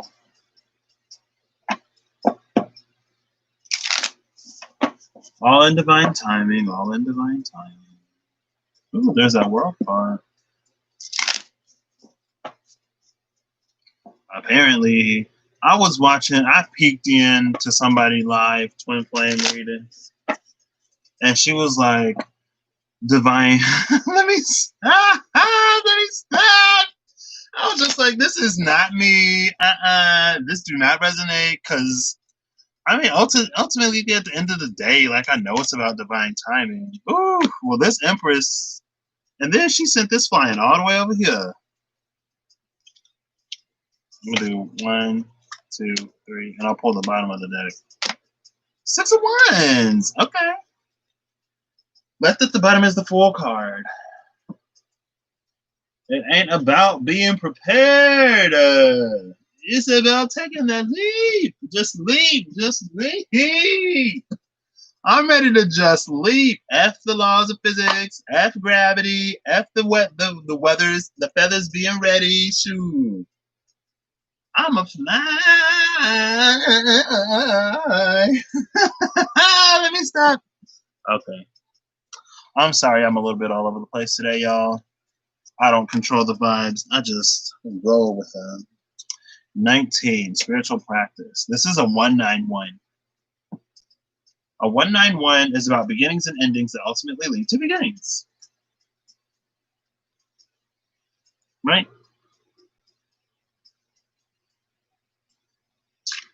Don't want to wait, I want it now. So 19, spiritual practice. I may not read all of this. Spiritual practice says, a spiritual practice will help ground your day. What? It may trigger observations that lead to life-changing breakthroughs and ideas.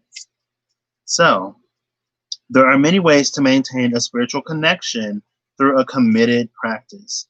Ganesha is asking you to reflect, there's reflection, on the benefits that may be gained by following a specific daily routine for your spirituality. This might include prayer, meditation, or an exercise schedule that connects the body, mind, and spirit, such as yoga or Tai Chi. I really want to get into Tai Chi.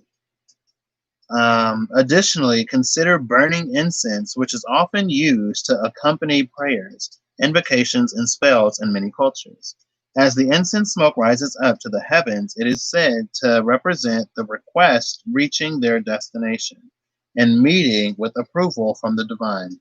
Incense is also believed to have properties that dispel negative energy.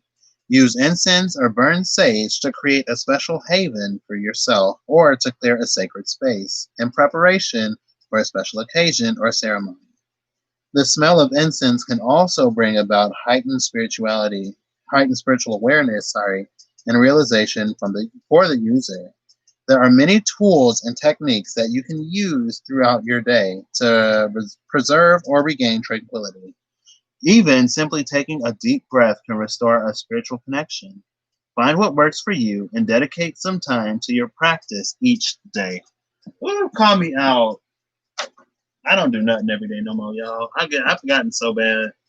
I was like, well, I'll do my foot soaking meditation at least once a week. That ain't happening. It's just such a hassle. Getting the water, filling it up, bringing it in here, trying not to spill it. Then maybe that's the point, you know? So I'm going to give myself the challenge to Sunday is the start of a week, right? So from Sunday to Saturday, starting tomorrow, I will foot soak every day. And I'm not going to go live because, I mean, I wish I could, but that's even more set up and it's too much. So yeah, find something that you can do every day that connects you to the divine, I guess.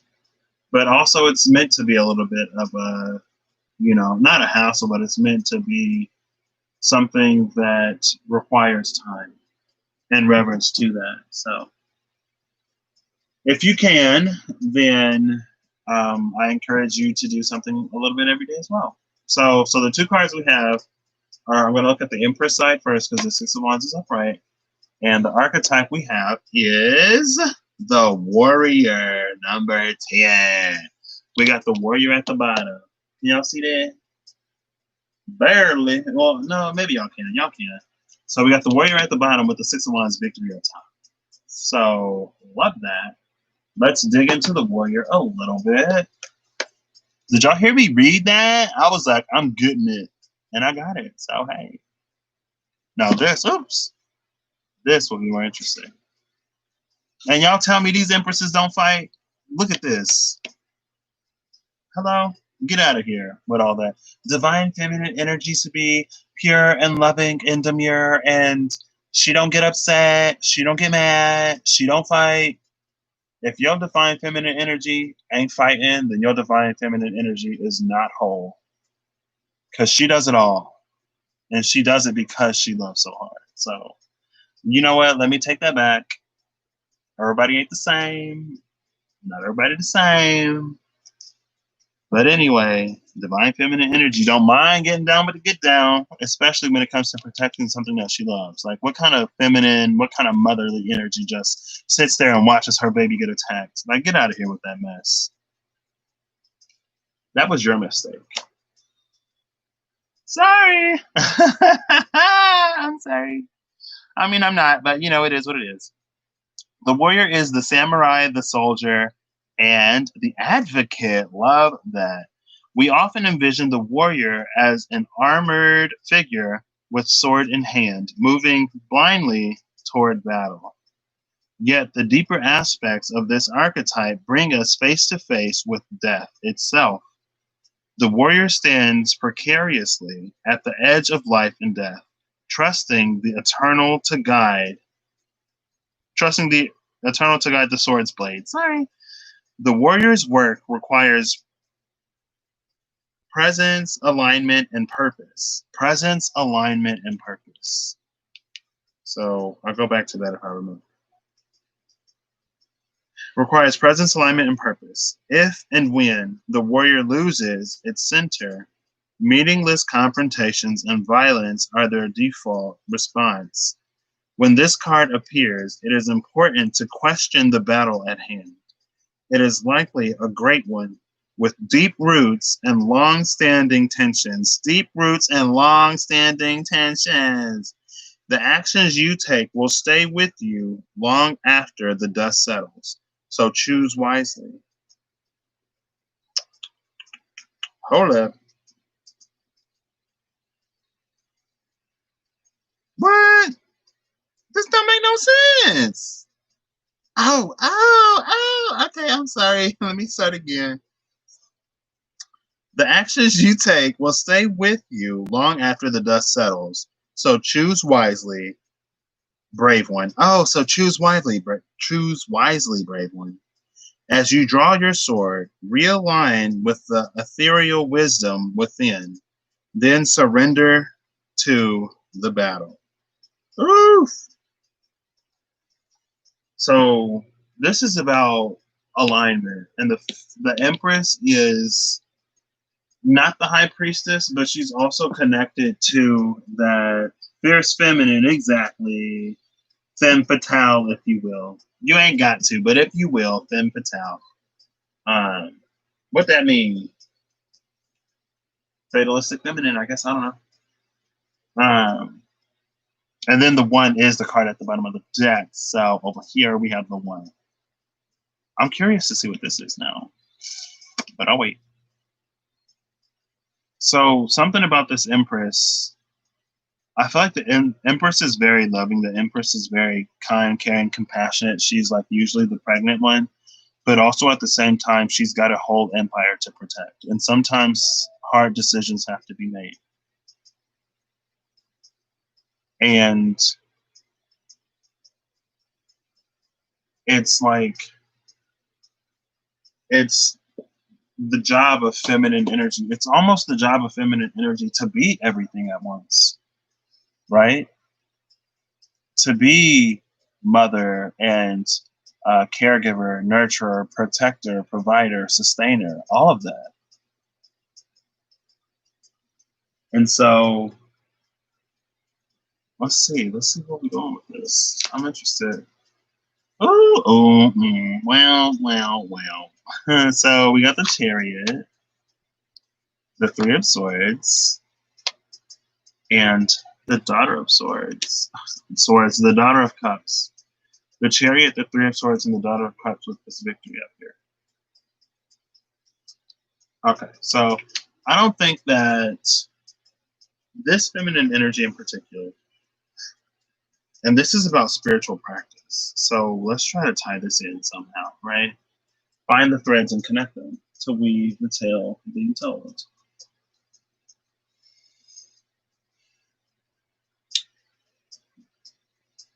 I feel like this is about rewriting what it means for an energy to be feminine.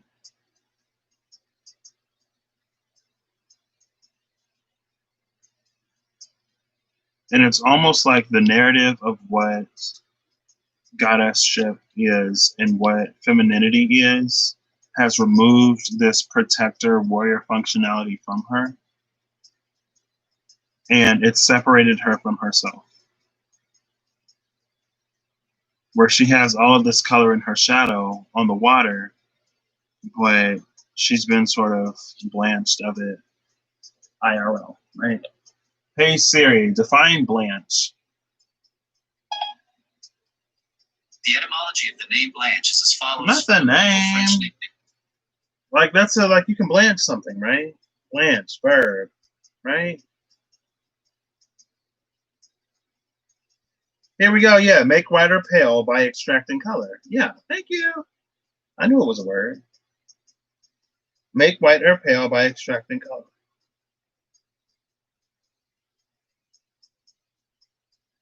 Also, flinch or grow pale from shock, fear, or a similar emotion. So she's been blanched of her color, and it's bled into the water. And so now there's this separation in feminine energy because the non-passive feminine has been demonized, basically, and has been made to be other, when in reality, feminine energy is both. Feminine energy is kind of sort of the all of the above, right? And so I feel like there's this internal struggle in feminine energy that she will gain victory over, but it's going to require this sort of like a different flavor of shadow work. But this shadow work is almost like light work because she's reconnecting to the source of her power that's been severed. Again, like we talked about the masculine and the feminine, we already did that whole thing. It was severed because of the interest of that toxic, unhealthy masculine energy that wanted itself to be at the helm of things and that knew that the feminine side held everything that it coveted. But if it would have come into its own, I guess it wouldn't have mattered because ultimately if it came into its own, it's still complementary to this feminine energy. And so it wouldn't have necessarily led feminine energy. And that toxic masculine energy was more interested in leading and sitting on top of everything else than anything. And so it's like the heart was the sacrifice that that toxic masculine energy paid to get its place, right? Ooh.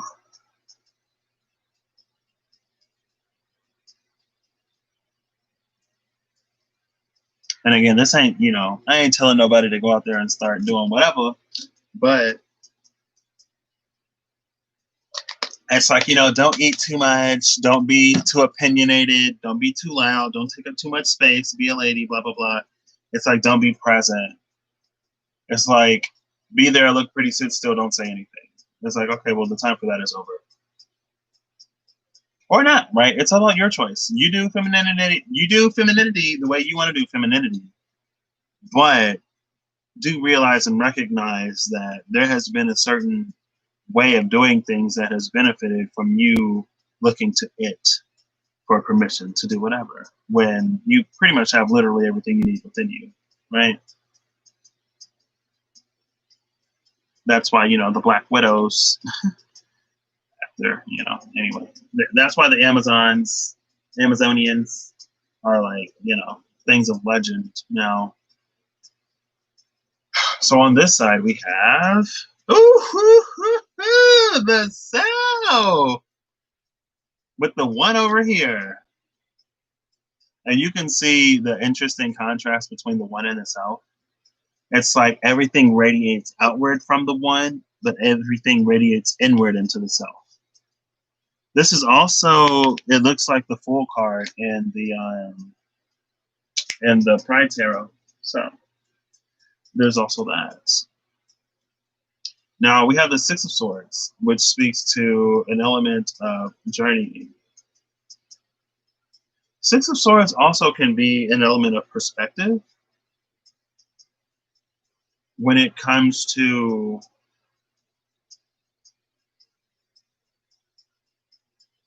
not resigning yourself to how things look on the outside. It speaks to an element of mental control or gaining a sort of mental control over your situations and circumstances. So this is a return to self over here with this spiritual practice. So I would say over here, you know, come into a spiritual practice that puts you in your power more fully and wholly, where you don't necessarily defer to something or someone else as much. Potentially, I ain't gonna let me be the last person to tell anybody about a spiritual practice besides meditate. I don't know.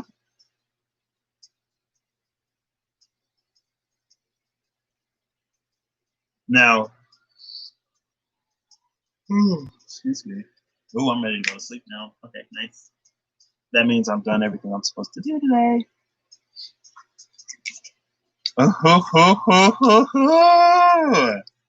Wheel of Fortune, Eight of Pentacles, and the Ace of Cups. When it comes to the self, realize that self-work, self-love, all of that stuff, that's something that you show yourself every single day, right? This isn't a one-time sort of like, oh, I did it once, can I get everything now? It's like, no, this is something that you continue to do. You make it a practice. So introduce some kind of self-worth, self-love into your practice at the same time. What's this up here? I'm curious. Oh, that's my card, y'all. The Six of Pennies. I love the Six of Pentacles. Paired with the Ace of Cups and that Wheel of Fortune. Okay, I'll take it. Thanks. I've been seeing the Eight of Cups quite a bit, especially in this deck. That spider keeps coming out. And you see the web here, and then almost this like web-like thing here. So I feel like this self card is realizing that everything that we need comes from within.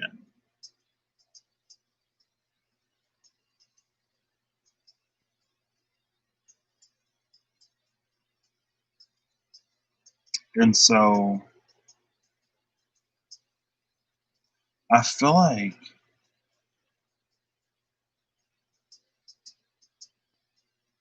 this speaks to, there's an element of retreat here into the self where everything is calm. This is about finding that peace that resides within us that is not our actions, our thoughts, or our environment.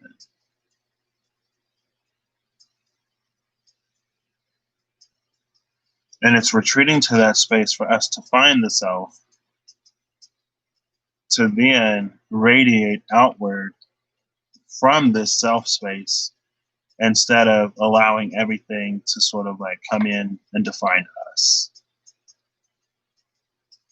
This is about defining the world around us instead of allowing the world around us to define who we are.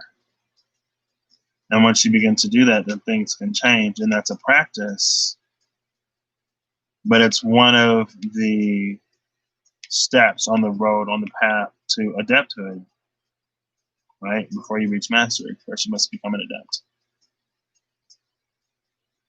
And then when you come into that, it opens yourself up to greater levels of communication and not influence, but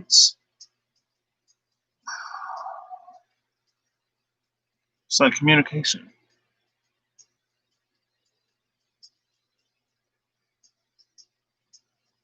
Because then it's almost like you come into the space of being able to create custom orders.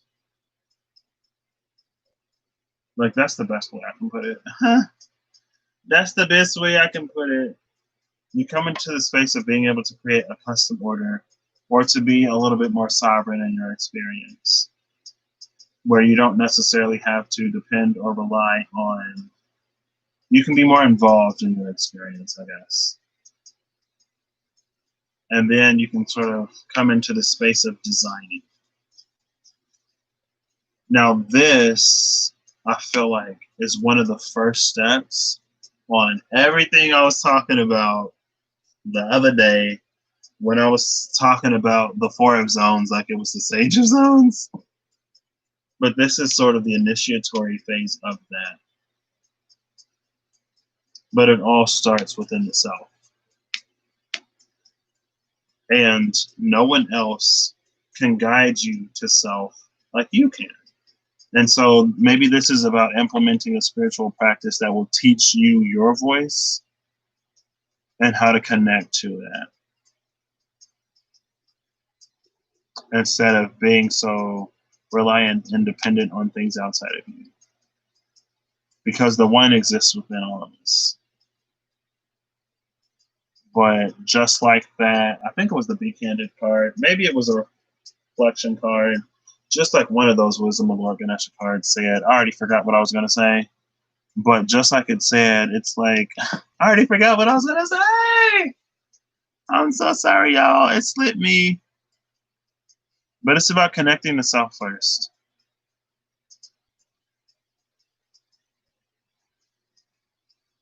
And once you connect to self, you'll be able to flourish and grow everything else. So, yeah, just make that a practice at the same time. So if you are a feminine or identify with feminine energy, connect to your power and make that a practice. And it's connect to your power.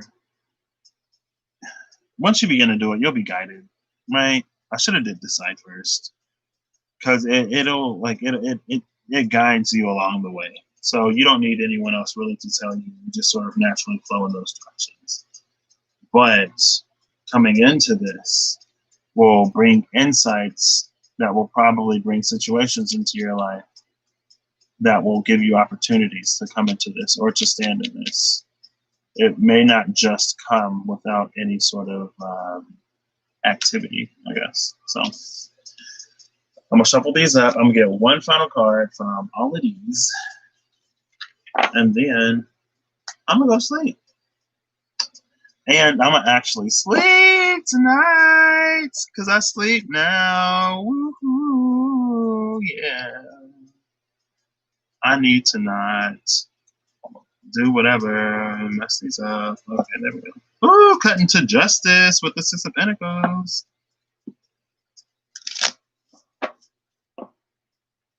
Now the Star with justice. Now, oops, the Mother of Pentacles with the Star. Shout out to the 5 of Pentacles that just decided to slide on the deck. 5 of Pentacles, 8 of Wands, and the 10 of Wands.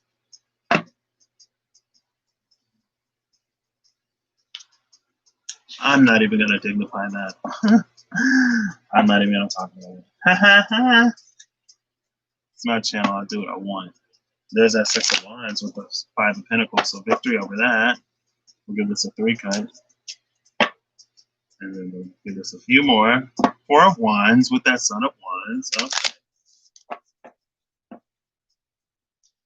Ooh, the Devil with that Son of Wands. So, you know, pick your poison. And then the World card with that Devil. So, all right, we'll cut this in half. Or not.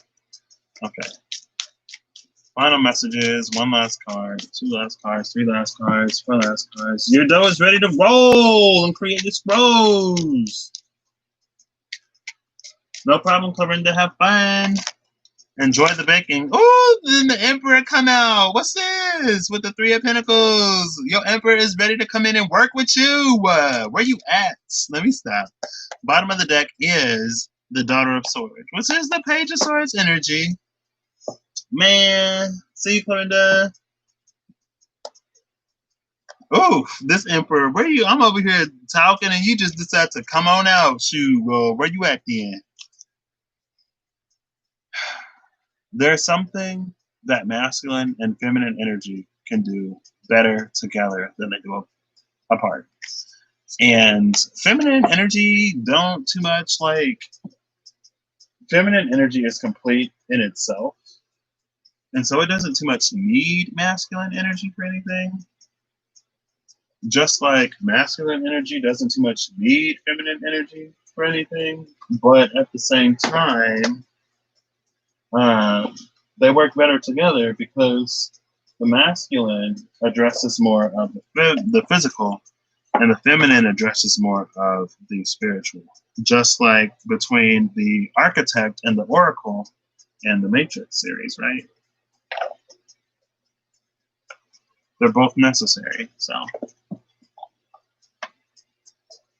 oh, the Emperor just came out. I wish. Let me stop. Let me stop. We are all beautiful in our own way. Ever since the day I was born, I've always loved my mother's something corn.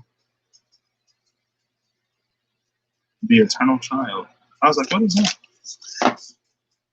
The eternal. What is that? The eternal. Oh, something just almost came to my mind. It's the eternal something, but I don't know what the something is. It's so hard to shuffle these. As long as I say it's hard to shuffle it, it will be hard to shuffle it. So these cards shuffle effortlessly and flawlessly, and I have little to no difficulty. Oh, look at that! Change your narrative. Change how it works. My mama's deep fried chicken. Chicken!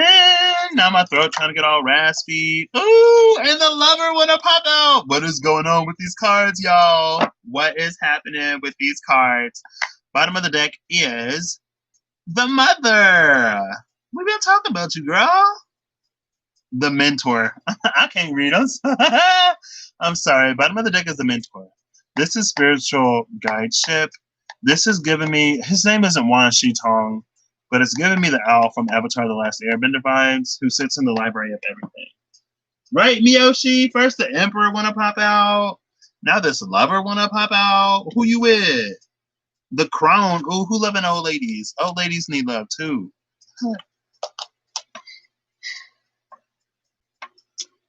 The lover, the crone, and the mentor.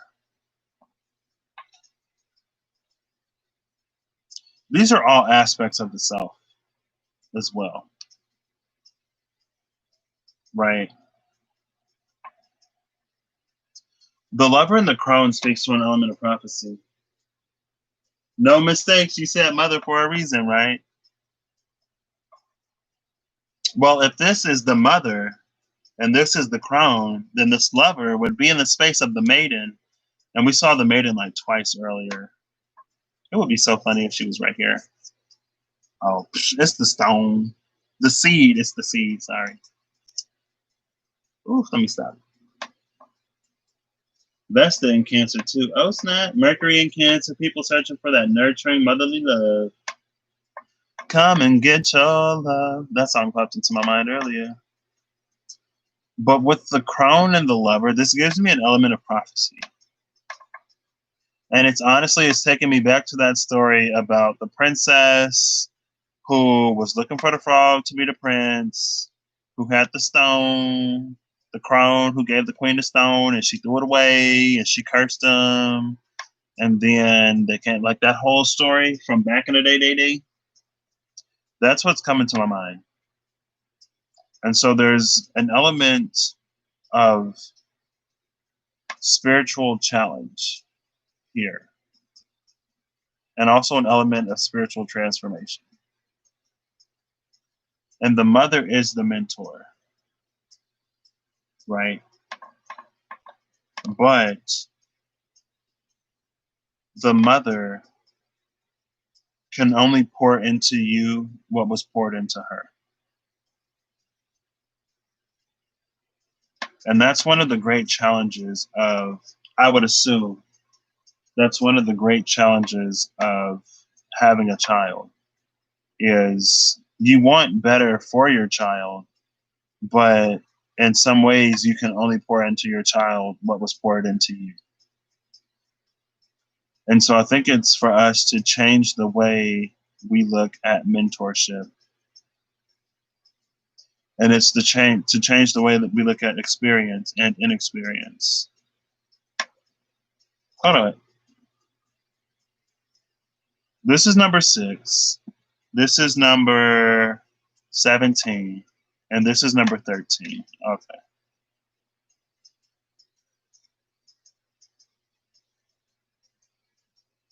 What is this? That's deep.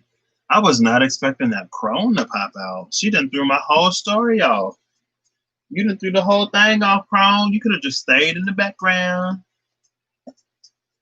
But there's an element. The crone brings an element of prophecy, an element of foretelling, an element of wisdom.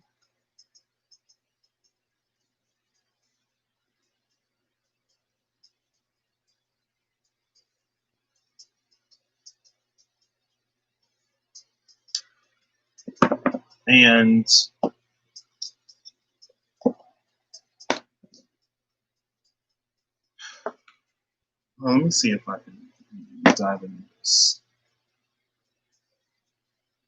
Jaded. Somebody is jaded and afraid. Okay, that's what that is. Somebody's jaded and afraid. All right.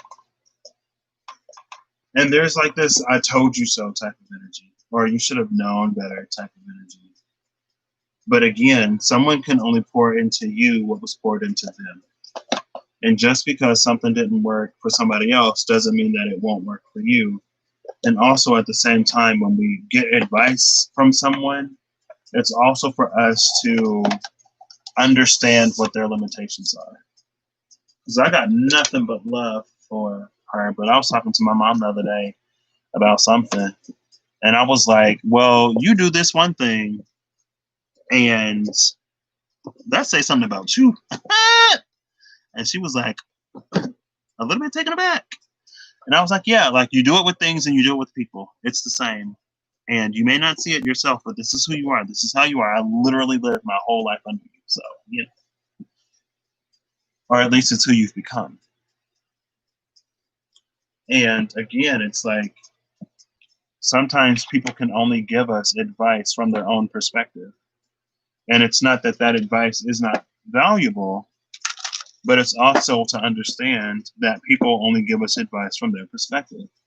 And we all have different journeys and we all interact with different people on different levels. And so it's almost for the lover to come into her own crone energy instead of listening to and seeking the wisdom of others. Because the crone is in tune with herself in ways that the lover may not necessarily be. Because it's like there is a certain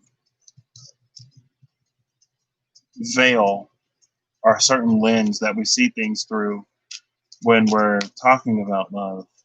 But also there is a veil that the crone sees things through, especially if she's been spurned by it. And so it's not to necessarily take on her baggage as your own. And so there's an element to seek wise counsel, or to, again, at the very least, keep in mind that when people give us advice, a lot of times it's rooted in their own experiences. And just because something was someone else's experience doesn't mean that it's necessarily going to be yours. But it's not necessarily to ignore it either. So it's a catch-22. All right, last card. Make it a good one, please, or whatever we need. It ain't gotta be good. Ooh, that's a few cards. Bottom of the deck is Insight number 26. Ooh, I like this one. Insight. These cards are gorgeous. Coming out, we have Steadfastness and Harmony. 32 and 22. Hey. Steadfastness and Harmony. With Insight at the bottom of the deck. Okay. So I feel like right off the bat, that's saying, again, kind of sort of like what I was saying about that mentorship, especially if it comes from a mother, where someone's intentions are good, but their experiences may not necessarily be the same. It's for you to be steadfast, hold steadfast to your own guidance, because that will be what ultimately leads you to this harmony. Right? Or it's at least to not completely neglect your own insight into the situation. So I'm going to look at insight first. I'm just going to read the little blurb. Actually, I'll read the whole thing. Why not? I'm in a reader mood today. I'm not struggling too much. Because reading is what? Fundamental. Number 26, insight. Your inner companion. Your inner compass knows the key to your true happiness. You see my finger? Ooh, look how ashy I am right there. Your inner compass knows your path to your true happiness. Stop deferring to other people. And again, going back to that spiritual practice with connecting with the self, connecting with your own internal source of power. You ain't even got to be a divine feminine to tap into your own feminine. Goodness. Let me stop. Ganesha is focusing attention to your third eye chakra. There's that third eye again, ain't it? He is acknowledging that you are in a phase where you can grow and expand your consciousness. Intuition is the voice of the spirit and soul. It can be heard when you are in a state of calm. You have the ability to tune into a strong, clear connection. The guidance you receive from the divine can always be trusted. The intuitive insights you receive speak to you about things that directly affect your life, relationships, and personal process. You may find that your intuition grows and becomes clearer the more you tune in and follow it.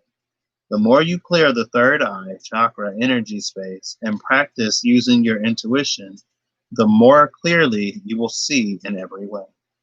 Indigo blue is the color for the third eye chakra. When the third eye chakra is in balance, you are self-realized. You will find that you live in harmony. Where that harmony card at? Hey, let it. You will find that you live in harmony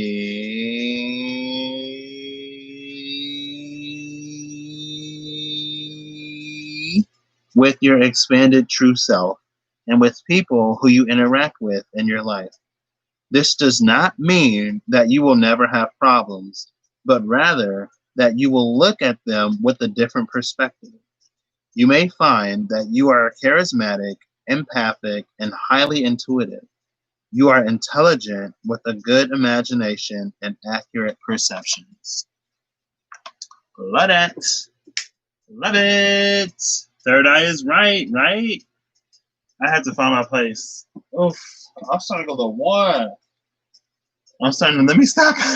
Let me stop. I'm just kidding. Just kidding.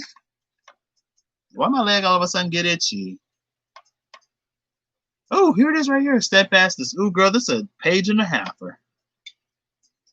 Do not waver back and forth or be moved by the circumstances that are surrounding you at this time. Oh, here we go. Here we go. Here we go. Be focused on your purpose and unwilling to be swayed by what other people think or by what you perceive. Oh my gosh. Is that not, what was that card? Be candid, or was that reflection? Also, we was talking about the warrior being aligned and all of that stuff before they strike. All of that. This is clarifying all of that. It's all related. It's all interconnected. We all blood. We all kin. Okay. So Ganesha heartens you, heartens you by revealing that where you know your effort is not futile. Hold up, hold up, hold up. Let me start all over, y'all. So, be focused on your purpose and unwilling to be swayed by what other people think or by what you perceive. Ganesha heartens you by revealing that when you know your effort is not futile, you will be steadfast and immovable. This seems to be a major stumbling block in your life at this time. Perhaps your current job gives little recognition, with no real sense of accomplishment or success. You may feel unheard in your relationships. Possibly, the error lies in the fact that in your heart, you really feel your struggle is hopeless. You may recognize it on an intellectual level, but you are easily shaken when you do not see the fruit of your exertion. Ooh, call us out. Ganesha is pictured here. Can y'all even see it, or is the book literally right on top? Sorry.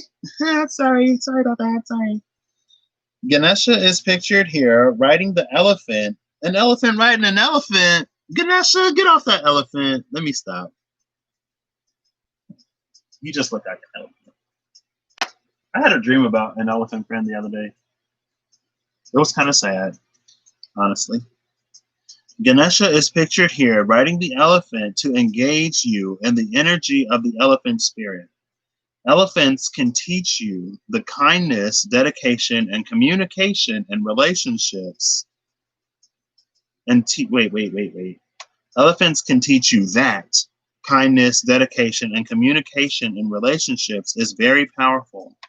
They remind you that it is necessary to keep relationships alive, trusting, and loving, whether the relationship is with friends, family, or partner. Deeply faithful to all creatures with which they have relationships, elephants are tough when protecting others and gentle when nurturing them. The matriarch, the oldest, most experienced female leader of a herd, leads in a way that is both gentle and inclusive. Elephants are able to communicate telepathically. When you draw this card, your ability to truly listen to others is enhanced. Do whatever is necessary to safeguard your resolve. You are receiving guidance that this is the time to dig in. Remain focused and don't get caught up in trying to create a change. The energy in your what?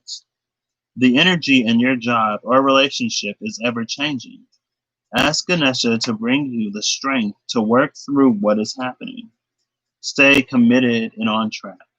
Do not give up, as change will show up soon and the situation will be transformed. So also maybe, if it so resonates for you, be a little bit more patient. Maybe. Don't go crazy. But maybe just maybe, a little bit more patience is needed in the situation. I'm like, girl, screw patience. It's my money and I want it now. I'm about to call JG Wentworth. What's his number? 877 cash now. Shoot.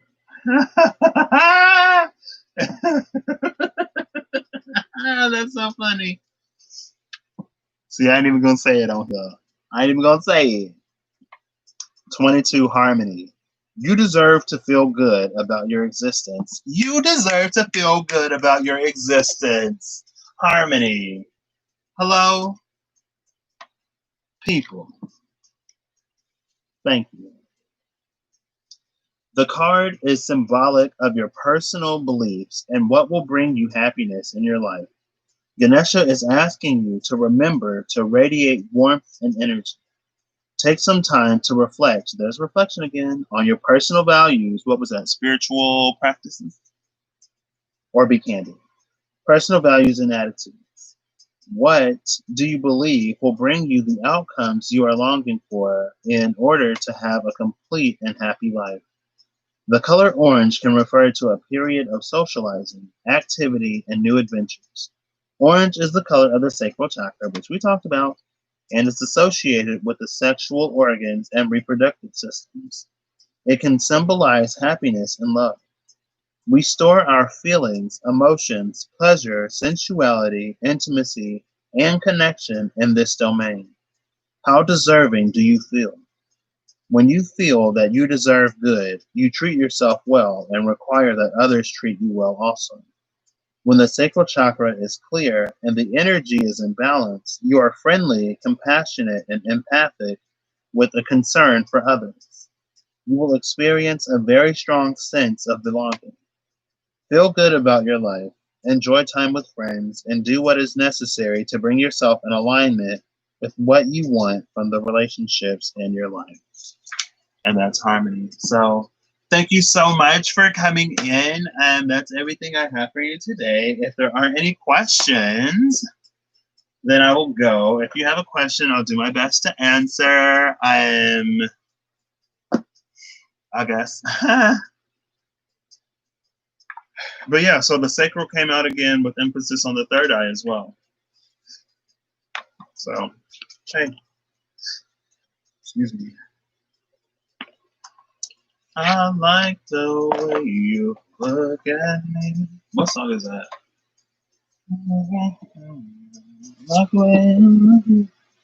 Oh, girl, Miyoshi.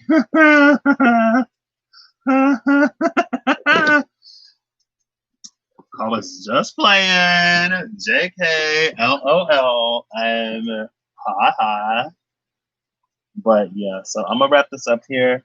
Thank you, Mimi and Clorinda, for coming in.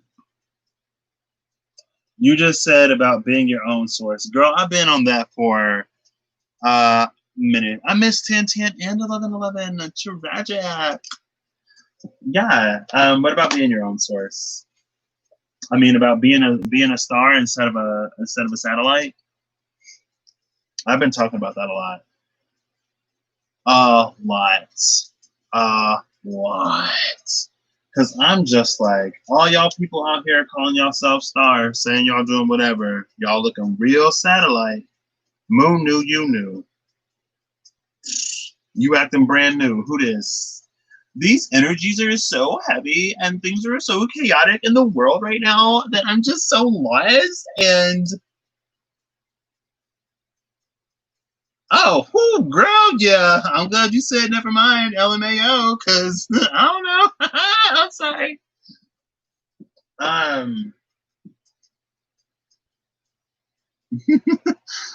You were going to ask how your offering's been connecting you with your ancestors more.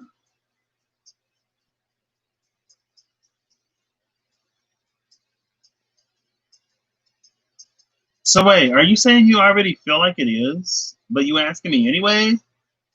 Come on, girl. Like, it sounds like you already know. It sounds like you already know. What was that?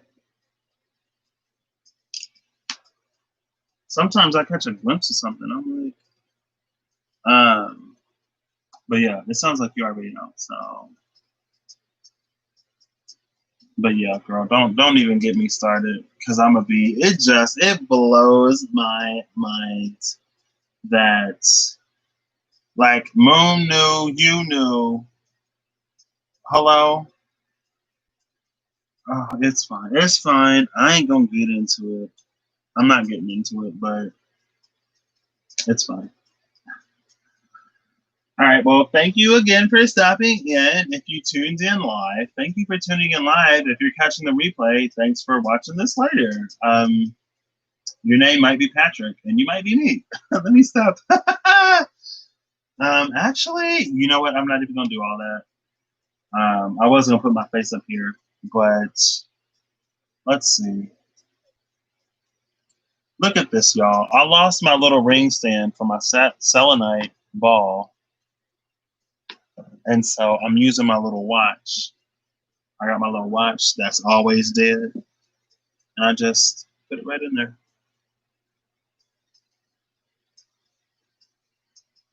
Let me see if I can't find. There it is. You see that? You see that?